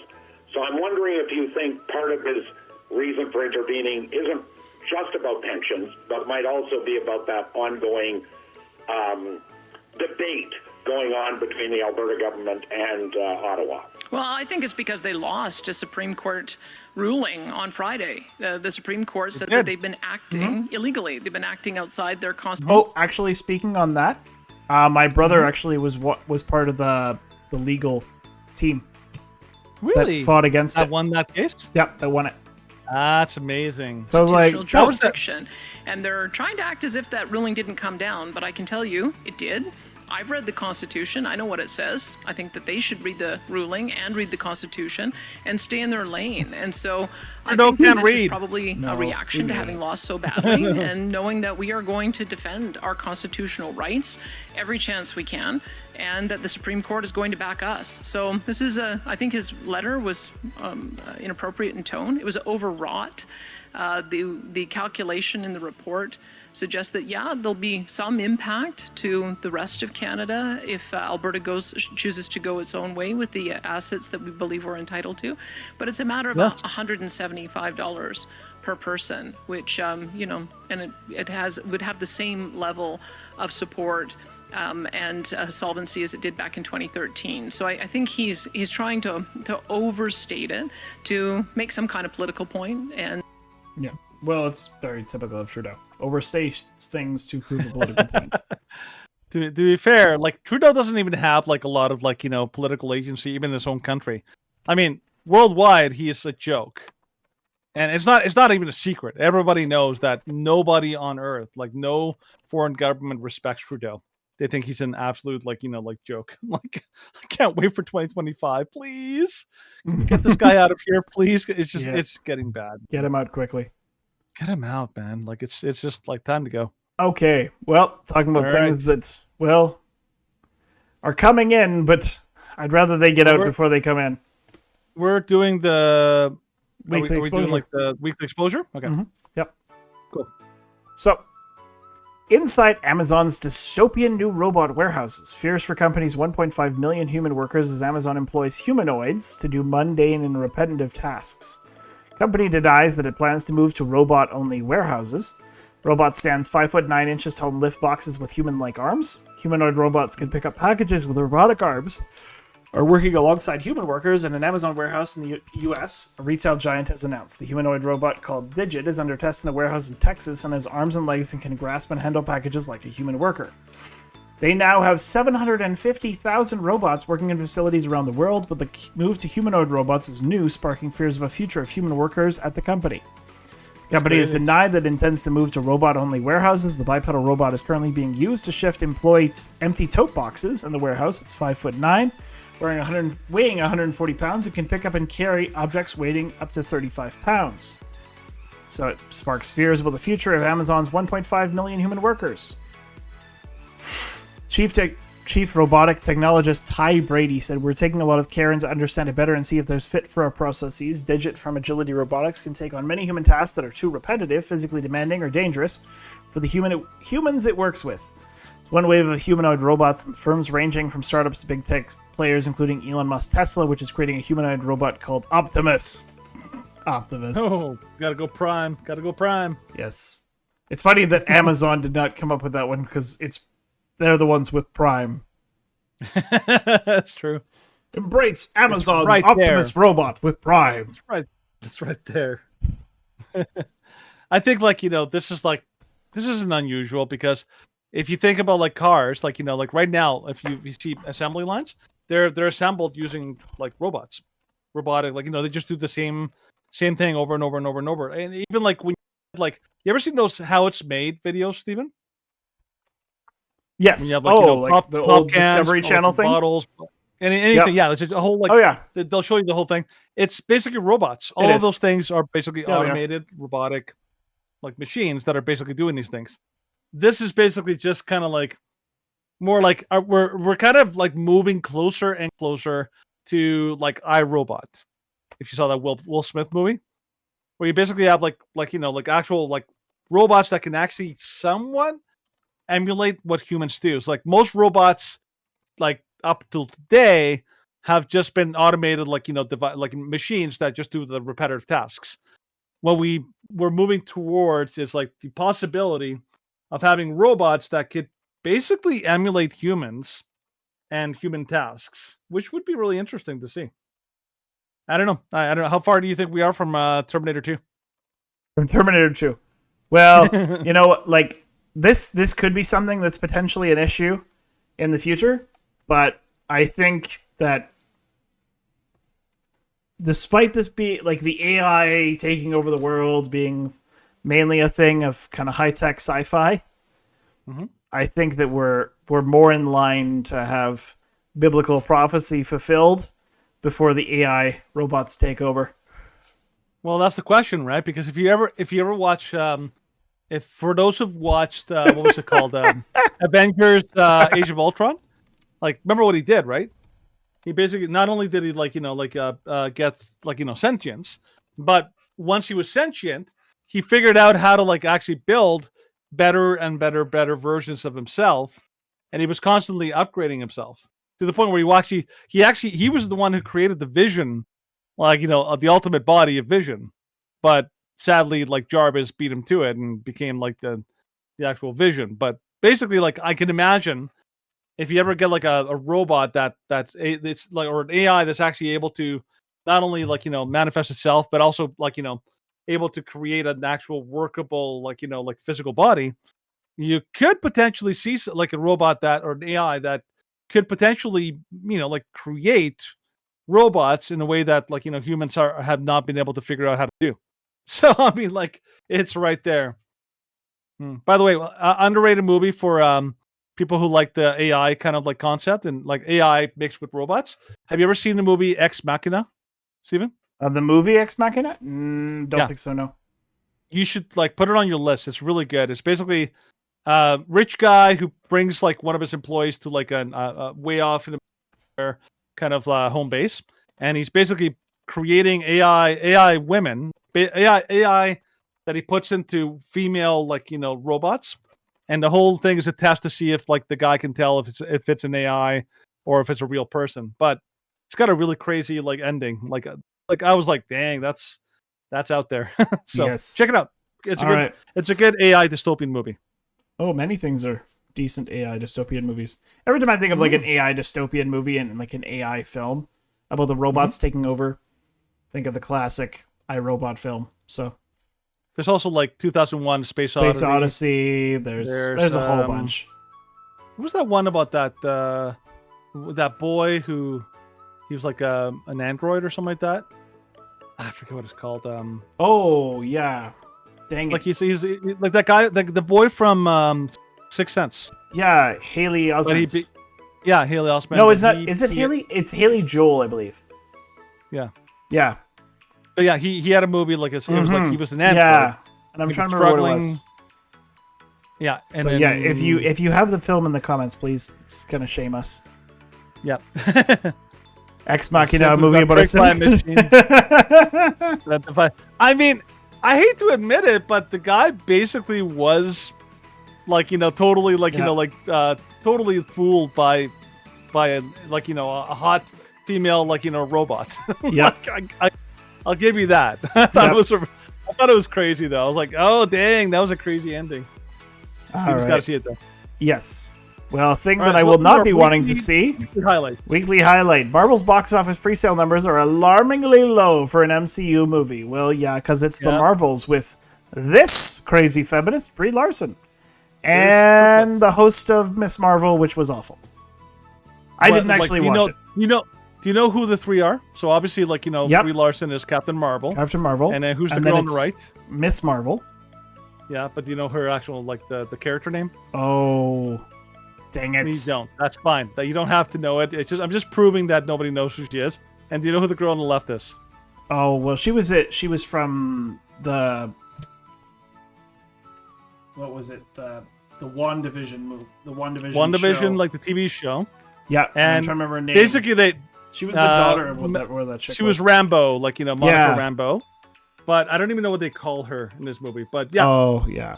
The movie, the Brie Larson sequel to Captain Marvel, they basically have been dreading this. They contractually have to make a sequel, but they've been dreading it like crazy because Brie Larson is the most unpopular everybody hates her ever. Everyone I hated her. I saw her public comments and I'm like, this person is the worst. So I can't wait for her to just kind of be done. But I think at this point the MCU is pretty much done and nobody really cares about it. So the fact that it's going to do worse than Quantumania and definitely do. Oh yeah, I just watched Quantumania and I was like, this was so weird. Yeah, like that was my only reaction to that film was this movie was really weird. Was Ant-Man's daughter Mary Sue? Would you say? Yeah. Yeah. People said Ironheart, the Iron Man replacement. Yeah. Girl in Wakanda Forever. That she was another Mary Sue. Oh, I haven't even seen Wakanda Forever. She basically became a complete and total perfect Iron Man, and she basically did nothing to earn it. She just magically became perfect at she totally was better than Tony Stark. How was she better? She had black. 2 X chromosomes, and she's black. Let's add that to it. So it looks like this movie is going to bomb, and it's going to bomb horrendously. So I think this is going to be. I'm here for it. Yeah, this is going to be the death row of the MCU, and definitely going to be the final nail in the coffin of the MCU. Oh, anybody who's followed that, they know this is they've dug their own grave. So I can't wait. I can't wait to see this bomb. I'm not going to see the movie clearly, but I can't wait to see the reviews. Yep. All right. Yeah. So another thing that is part of the weekly highlights, we have a bunch this week because there is some interestingly good news. Victoria's Secret ditches feminist makeover after a sales slump. So it's dropping its feminist makeover and bringing back sexiness as it tries to reverse a slump in sales. The lingerie brand ditched its... They're doing the Justin Timberlake, Steven. Yes. We're bringing sexy back. Sexy back. Yeah, well, there's another story that we could have mentioned about Justin Timberlake this week. About him being a scuzzball. Britney to get herself a abortion. So, the lingerie brand ditched its glamorous catwalks and signature angels in 2018 and instead promoted a more diverse array of female ambassadors, including Megan Rapinoe and Priyanka Chopra, who modeled a line of relaxed loungewear.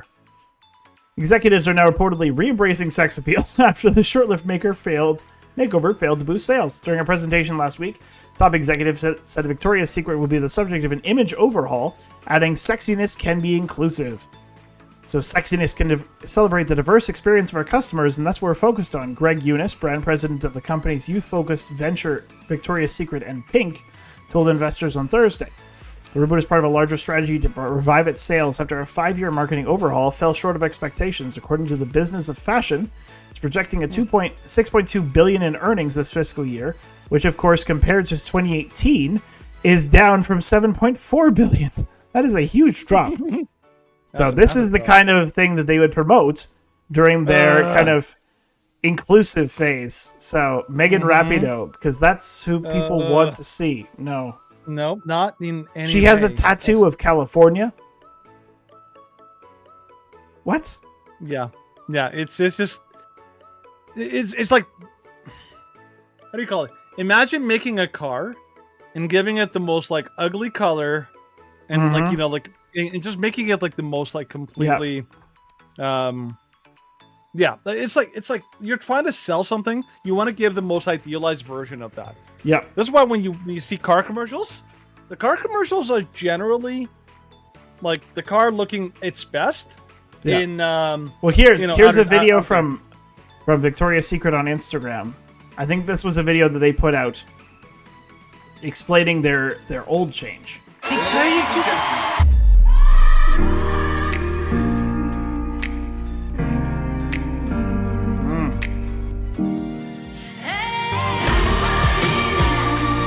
It's all of our responsibility to do something to make the world a better place. Welcome. You're accepted here. No matter what you think you're supposed to do, or look like, or how your body's supposed to be, or how you're supposed to talk, you're welcome here. Yeah, that doesn't, Tim Pool actually addressed this in a fairly good way. The point of Victoria's Secret as a lingerie company is to highlight beautiful women as a standard for other women to try and emulate. If I'm... I don't think I think we might have something from Victoria's Secret. I'm not sure. But my wife did not see, if she bought it, she didn't see someone who is overweight and obese and be like, oh, that could look good on me too. And it's like, no. Men are not impressed But it's like, oh, this is your new redesign of fashion. You have a morbidly obese person modeling lingerie, and it's like, okay, don't buy that. It's wrong. Yeah. Mm-hmm. It's disgusting. There's a reason.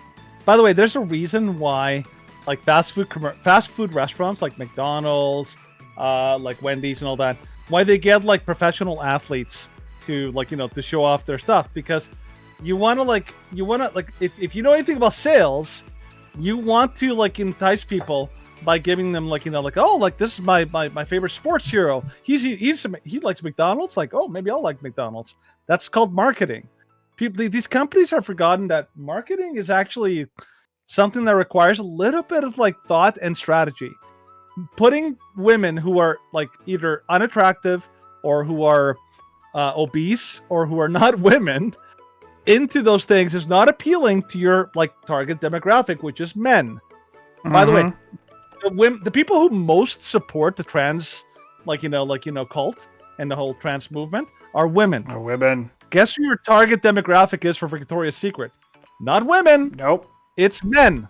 Well, like, men are the ones who actually want men are the ones who are okay. So women are the ones who are most likely going to be purchasing it, but men are the reason for purchasing it. Yeah. And so if you're buying something that is supposed to be purchased and you want to be able to enjoy it, then you're buying it for another person to enjoy. That's kind of the purpose of lingerie.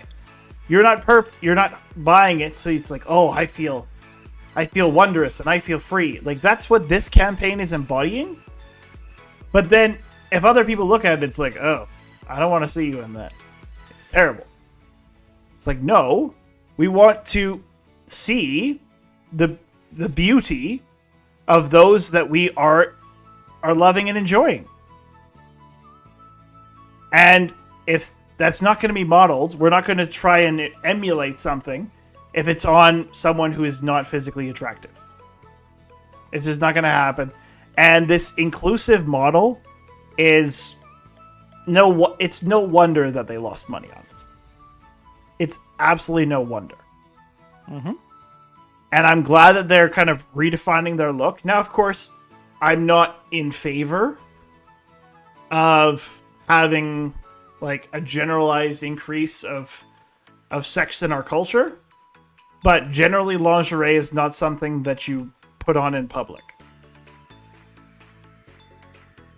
Generally, lingerie is something that's quite private.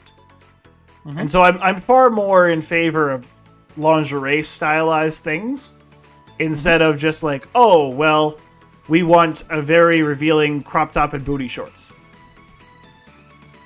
Because you're trying to showcase to everyone with that. Whereas lingerie is very specific for committed relationships. So I'm much more in favor of that.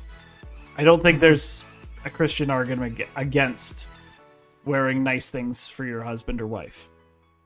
Yeah, but I think the problem is that this is like, it's brought it into the mainstream. It's like a public, like putting it out in public, when it shouldn't really be in the public. Yeah. Mm-hmm. By the way, I just wanted to mention I'm kind of responding to I know. Just a quick note here. So the reason I ask, so the question was the state, or the claim was that that Israel, is committing mass genocide and what's it called, ethnic cleansing. And I'm like, can somebody please explain to me how they're doing ethnic cleansing? And of course, they can't explain it. They're like, oh, go Google it. And I'm like, if it's so obvious, why can't you prove it, right? Why can't you actually demonstrate it? I know that the whole situation with Palestine and Israel goes back a long time. I know that there's a lot of complexity to the history. I don't deny that. The problem is that people just make statements and they usually can't back them up. The big statement is that there is a genocide. I'm like, Israelis are not killing like Arabs just totally arbitrarily. If that was true, they would be like literally killing the Arabs in their own country, because like 30% of Israel is Arabs. If they were all about like genocide of Arabs and of like non-Jews, they would be literally executing the Arab people within their country. Guess how many Israelites or Jews live in Gaza, Stephen? What would be your guess? How many Israelites live in Gaza right now? Out of the 2.5 million Israelites living in Gaza, I would probably hazard a guess at like in Gaza 250,000, maybe. No, zero. Zero? Oh. There are 0 Israelites or Jews in Gaza. You know why? Because they're executed. They don't allow the Hamas literally wants to execute all Jews. Hence, why there's no Israelites in the Gaza Strip. So, if you're going to try to draw a moral equivalency, one side, Hamas or the Palestinians, will execute Jews on sight. One side, the Israelites, not only allow Arabs to live in their country, they actually allow them to become citizens. So yeah, I'm sorry, it's not a moral equivalency.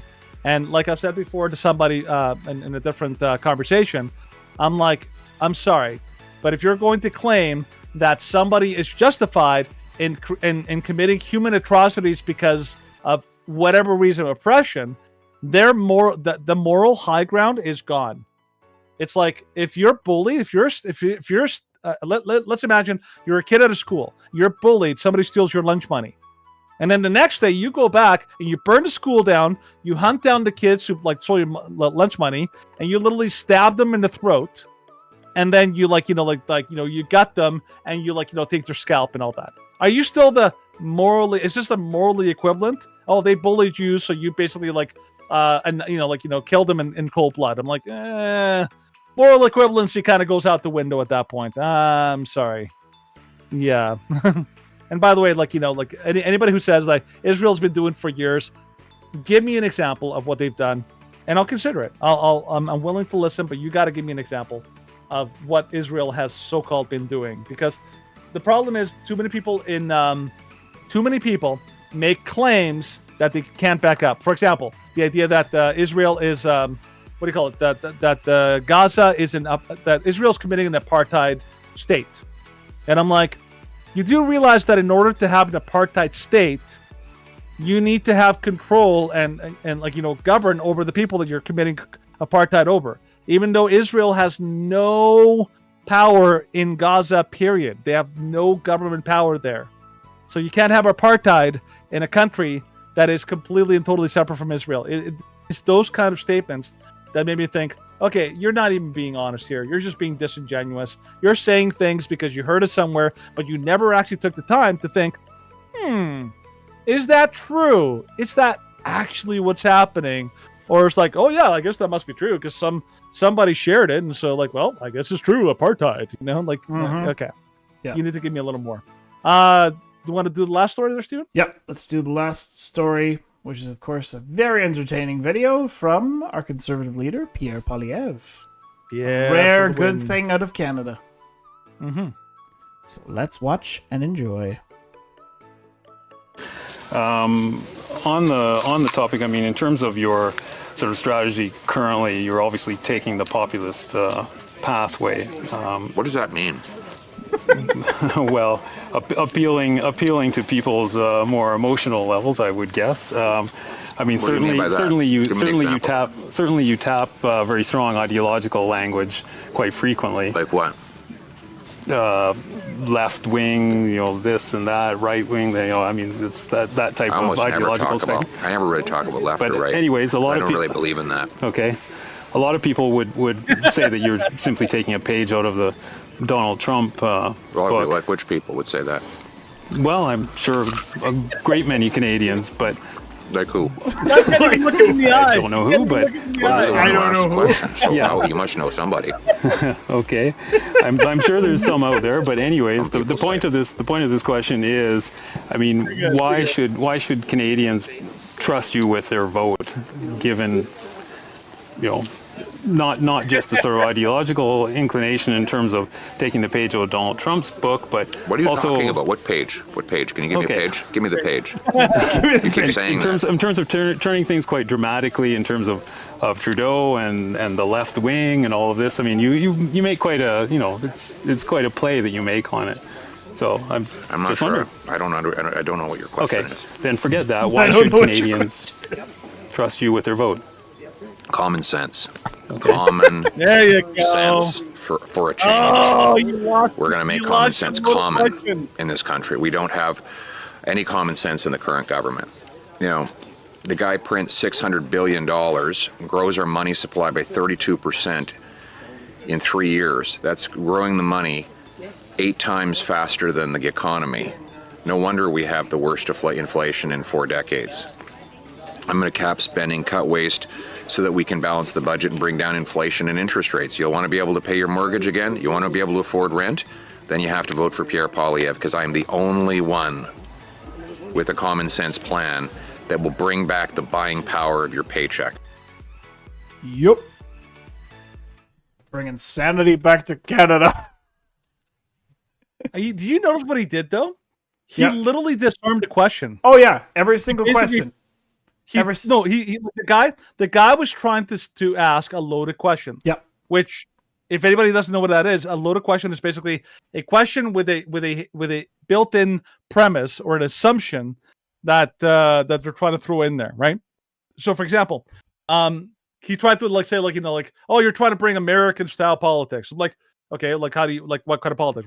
Tell me what it is and all that. And he had to keep backing it up. He had to keep backtracking until finally the only question that he was able to actually ask without having to defend his question was, why do you think people should vote for you? And by that point he had literally lost every hidden assumption, hidden loaded question he wanted to ask, gone. So Pierre Poilievre literally completely played him to the point where he had to ask a very neutral question, and he was like, "Oh, I can answer that. Yeah, here you go." And the guy's like, "Dang it, you win again, you Pierre Poilievre." You know, the guy got played hard.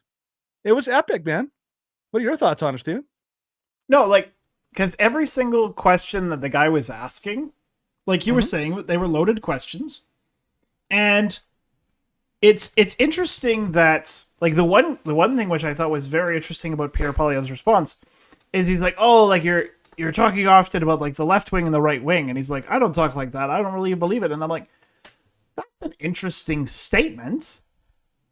If you look back at Pierre Poilievre's statements, he usually most of what Pierre Poilievre does is he goes very specifically, doesn't go after kind of the left. That's what we do here, because we're more of a broad conservative channel and broad conservative podcast, and we're not specifically going after one group. Yes, we'll go after the liberals here in Canada and the Democrats in the United States, and kind of the general order of the universe and the kind of global world order. But we come at it from a perspective and an understanding that we acknowledge our preconceived biases, that we are right-wing conservatives. And generally, the conservatives here in Canada, they don't like to admit that they are right-wing. They want to say, it's no, we're conservative, but we are going to do what majority of Canadians want, and we're going to do what's best for Canadians. To answer your question, Dreaded White Kong, when are the Canadian elections? 2025 is the next Canadian federal elections. Canada just had a bunch of provincial elections. Most recent here in Alberta was back in May, when we elected Danielle Smith, who was the leader we talked about just recently. So we're not going to have a chance to overthrow our true dictator for several years, unless there is something strange that happens. Sometimes you can have what's called the vote of no confidence, but unfortunately a vote of no confidence would require at least 2 of the major parties voting against the party that is currently the minority ruling party, which is the Liberals. And the 2 second biggest, kind of second and third biggest parties, the Conservatives and the NDP, are on either side of the Liberals. So the NDP are further to the left than the Liberals, and the Conservatives are to the right of the Liberals. And the NDP essentially signed a kind of secret handshake agreement that they would not vote with the Conservatives to have a vote of no confidence, because they want to kind of get concessions from the Liberals to get their left-wing agendas put through. And so they'll accept Trudeau in power because he generally agrees with them and will do a lot of the things that they like. So Pierre Poilievre is currently leading, and the Conservatives are currently leading in polls for the prime ministership. But of course, this is 2 years away. So, Grimseye? Okay, hold on. Grimseye, you're actually still saying the hospital is a real thing? That the hospital. Oh my gosh. Yeah. Okay, no, that's false. Do you want to take this one, Stephen? Take it. Well, okay. So Grimseye. We literally covered this already. We covered this on Tuesday. Yes, we covered this. So on Tuesday, we just read. Yeah. Well, we have read. You want me to go back? Let's actually go back. just for you, Grimseye. This will be fun. That's what they do. He's like, you know what he reminds me of? Like Cenk Uygur from the Young Turks when he was like debating. He was debating some conservatives. It's like, just Google it. Just Google it. You know, it's like that's their answer for everything. By the way. Oh, I know. And by the way, most of his examples are Twitter. I'm like, yes. Really? You're gonna go with Twitter? That's your go-to thing. Anyways, go into it, Steve. Yes. I don't know if you want me to take it or this is kind of the headlines. So this is the proof. So many mainstream organizations initially reported Israel was responsible for the explosion that happened Tuesday. I'm not sure why this is in black, but I can still read it. So Israel initially denied involvement, and later Tuesday uncovered evidence showing the rocket had come from the Islamic Jihad, which backs the Hamas terrorists. U.S. intelligence confirmed Israel's findings, and more evidence showed the rocket struck a hospital parking lot, not the hospital directly. Headlines online were quick to blame Israel. CNN, hundreds killed. Reuters, 100 killed. Wall Street Journal, all of them quote the Palestinians. They all quote, that's what they got their numbers. But every bit of evidence that we can find, and that exists, points to the fact that this strike was carried out by the Palestinians, because the Palestinians use kind of crappy technology that they throw together, because they're willing to do whatever it takes to take out the Israelis, because that's what they're taught from 5 years old, and we showed that on Tuesday, that they have cartoons depicting stab the Jews, because, nothing says growing up in a genocidal state, like teaching in kindergarten, stab the Jews. Yeah, that's not BS. I can show you the video. You want to see the video? You want to see the video from Tuesday? All right, let's go show you the video. Let's do it. Come on, let's go. Live fact check. Live fact check. Let's watch. Oh my goodness. All right, I just got to go back to Tuesday. All right, where is it? It was... Oh, where was it? Hang on. Just finding this live. It's going to take a second. While you're doing that, I just want to mention a couple things. First of all, and by the way, these are videos that I've seen already. There's like live videos of like Hamas, like people actually saying oh yeah, I think that was our own rocket that actually misfired and blew up a parking lot. So first of all, the hospital itself. The hospital that was supposedly destroyed by the bomb, people were saying the explosion was too big to be a Hamas rocket. Turns out that was actually not as big of an explosion as they thought. It blew up in a parking lot in the hospital and barely scraped the surface of the actual hospital. Yes, it's likely that quite a few people were possibly injured, but not hundreds of. Not like the 500 mark that we were hearing all this time. Yes, the hospital was hit, but it was not hit by Israel. It was hit by Hamas. Yep. Because a rocket that Hamas itself... And by the way, this is not even just us saying this. This is intelligence reports from all over the world. In American... have basically this. And on Israeli TV either. So this is on Palestinian TV. Okay, go for it.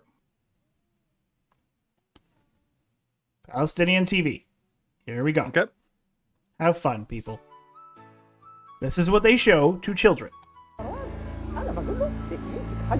Yeah, this is a mouse, or it's actually a giant bee, saying, Rowan, I want you to pick up a stone, and when the Jews come, to take it and throw it. Here's a cartoon of a small Palestinian child shooting at the Jews and dropping Jewish stars on the these are cartoon characters, and dropping Jewish stars on the Israeli soldiers. Support our brothers this in is Gaza another and destroy children's the cartoon. Jews. Oh, Allah, support our brothers in Gaza and destroy the Jews. These are all animated shows for obviously small kids. And there is a devilish character holding a Jewish star. Okay, how about this one? Palestinian children playing a great game. This is a small child here saying, "O sons of Zion, O the most evil of creatures, O barbaric apes." You can hear the voice, it's like a 5-year-old. Jerusalem rejects you and vomits your filth. This is horrifying. These are a choir of small children. O explosive device of glory. With her blood, she created freedom. Ask suicide bomber Fatima al-Najjar how one should live a life of pride. These. Yep. Yep. That's what they teach small children.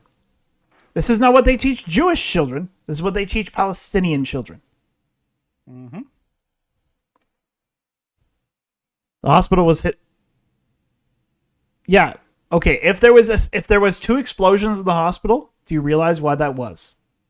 If there were 2 explosions, because they're storing weapons caches, because that's what Hamas does. Hamas stores weapons in public civilian locations because it prevents the IDF from striking them, because it gives them a moment to pause. Does this give you the right to effing genociding? Again, what's happening. You have to prove genocide. You can't just say genocide and be it true. Yeah, if anyone is like, here's one thing. If Hamas had the firepower of the Israelis, then yes, the Israelis would be completely wiped out. Mm-hmm. The Israel has the ability to completely wipe out all Palestinians, and yet they choose not to.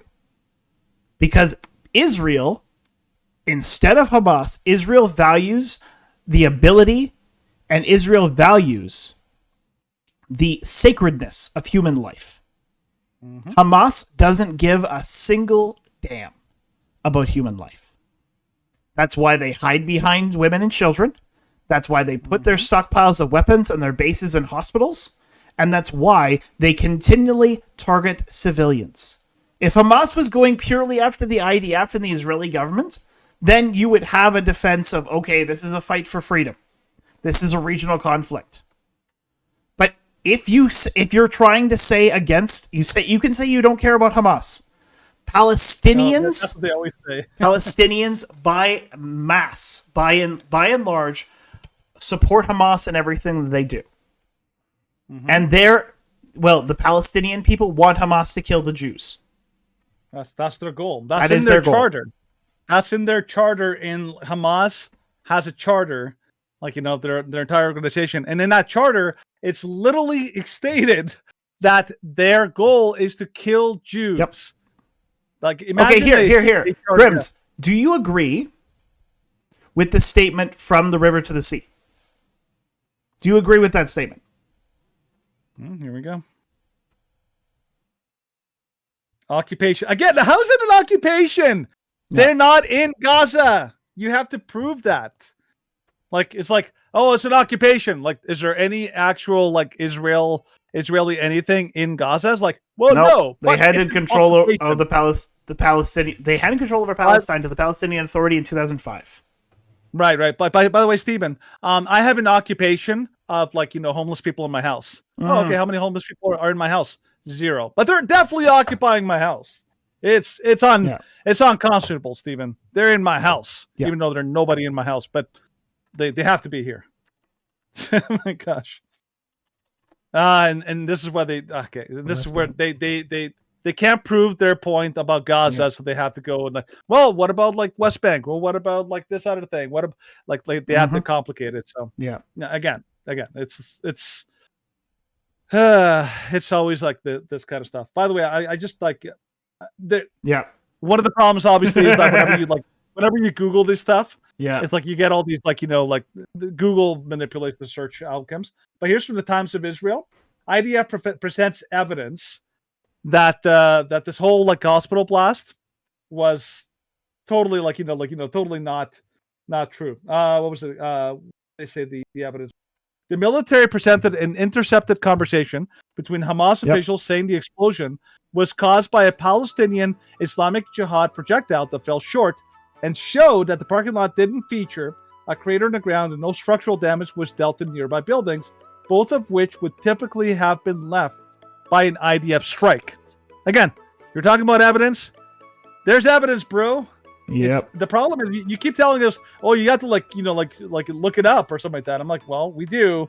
The question, and we read, like, the question is, do you read this stuff too? Or do you just kind of believe something because it helps? Right. It's the confirmation bias. Yep. It's true because it happens in so many different aspects. Like, I've had conversations over the past, like, I was having a conversation with these kind of two lefties today, and they were trying, I was arguing against the idea that AHS is a good organization. I'm like, well, AHS deliberately covered up the fact that they got rid of approximately 25% of their employees. They covered it up. And she's like, that didn't happen. And so he points to the CBC article saying they got rid of 1,600. And I'm like, yeah, except for the fact that their own information, which changed from 1 day to 2 days later, showed that they removed 24,600 employees in 2 days. They're like, oh, they're just not counting casual employees. And I'm like, casual employees don't count for 20% of the workforce. You'd have to be absolutely daft to think that. And they're like, well, you don't have any evidence. And I'm like, look, there is pictures. This is from their website. And it has timestamps and dates. She's like, that's not evidence. And I'm like, okay. And then she's like, well, like, what else are you angry at AHS about? I'm like, well, they lied about vaccines. They lied about masks. They lied about this. They lied about that. And she's like, masks work. And I'm like, okay, here's the Brownstone article. Brownstone is conservative. And I'm like, it doesn't matter. I'm like, this is a publication bias. Or what is that? Fallacy you keep pointing to. It's the genetic fallacy. Genetic fallacy, yes. Genetic fallacy. Like, yes, this is a genetic fallacy. You can't, like, you're not going to go through and you're not going to debunk all 170 studies. So you just say, oh, it's right wing. I'm like, I don't care. Yeah, exactly. What they always do. I'm like, it happens all the bloody time. And I'm like, tell me you don't care about reality without actually telling me. Yeah. And then one of the problems that people don't see when they do that is, like, for example, let's say, there's a thing from, Israel. Like, the idea that Israel is actually protecting, civilians by trying to, prevent those kind of things. It's like, okay, prove it to me using a left-wing source. I'm like, well, you can't, because left-wing sources like the New York Times, Washington Post, NBC News, or MSNBC, none of them are going to report that. They intentionally avoid reporting those things, and so they will never present you evidence of those things because their goal is to carry water for Hamas and for terrorist groups. And so they're saying, like, well, you can't show me evidence from like left-wing sources. I'm like, no, because there's like an intentional media bias that they use, and so it's a self-fulfilling prophecy. It's like, well, if I don't read it in sources that I want, it doesn't exist. I'm like, well, you won't see the whole story. You won't even see evidence that goes against your narrative unless you get out of your left-wing echo chamber. And that's the problem. Is like, Tim Pool has shown this. People in the conservative, like, right wing, kind of like not the leftist, crazy, lunatic side. They will actually look at sources from all sides. They will be like, okay, this is the Washington Post, this is the New York Post, or New York Post, New York Times. They'll look at everything. Whereas people from the left typically will almost entirely rely on left wing sources and will outright reject right wing sources, which is why people on the left tend to be less informed and more poorly informed than people on the right. That's the problem. And that's one of the reasons why oftentimes it's difficult to have like the debates with people like, on the left, because they have cognitive dissonance. Yep. They can't believe that what you're saying could even be possibly true. And that's a big, big problem. Yeah. By Francesco, forensic researcher. Yeah. I looked it up. It's mostly just like trying to address some things from the IDF, but the IDF shows clearly that there's a blast in the parking lot. Mm-hmm. Didn't kill 500 people. Completely fabricated. Nope. Completely fabricated. And here's the thing, I always recommend, and I will always tell people, don't just believe me. Like, go look, go fact check me. Go, like look it up yourself. If I'm wrong, show me evidence. I'm happy to look at it, kind of thing. The problem is that you can actually even make this point. We were making this point on Tuesday about the hospital. Be like, everything that we know so far about Israel and Hamas, like, basically makes it like 90% likely that this was not Israel. Okay, let's look at some of the basics that we covered.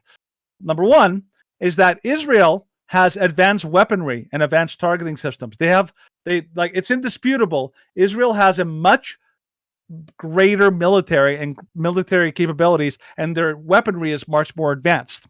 Okay, so when they strike something, it's very, very precise, and they strike something they usually don't miss. Okay.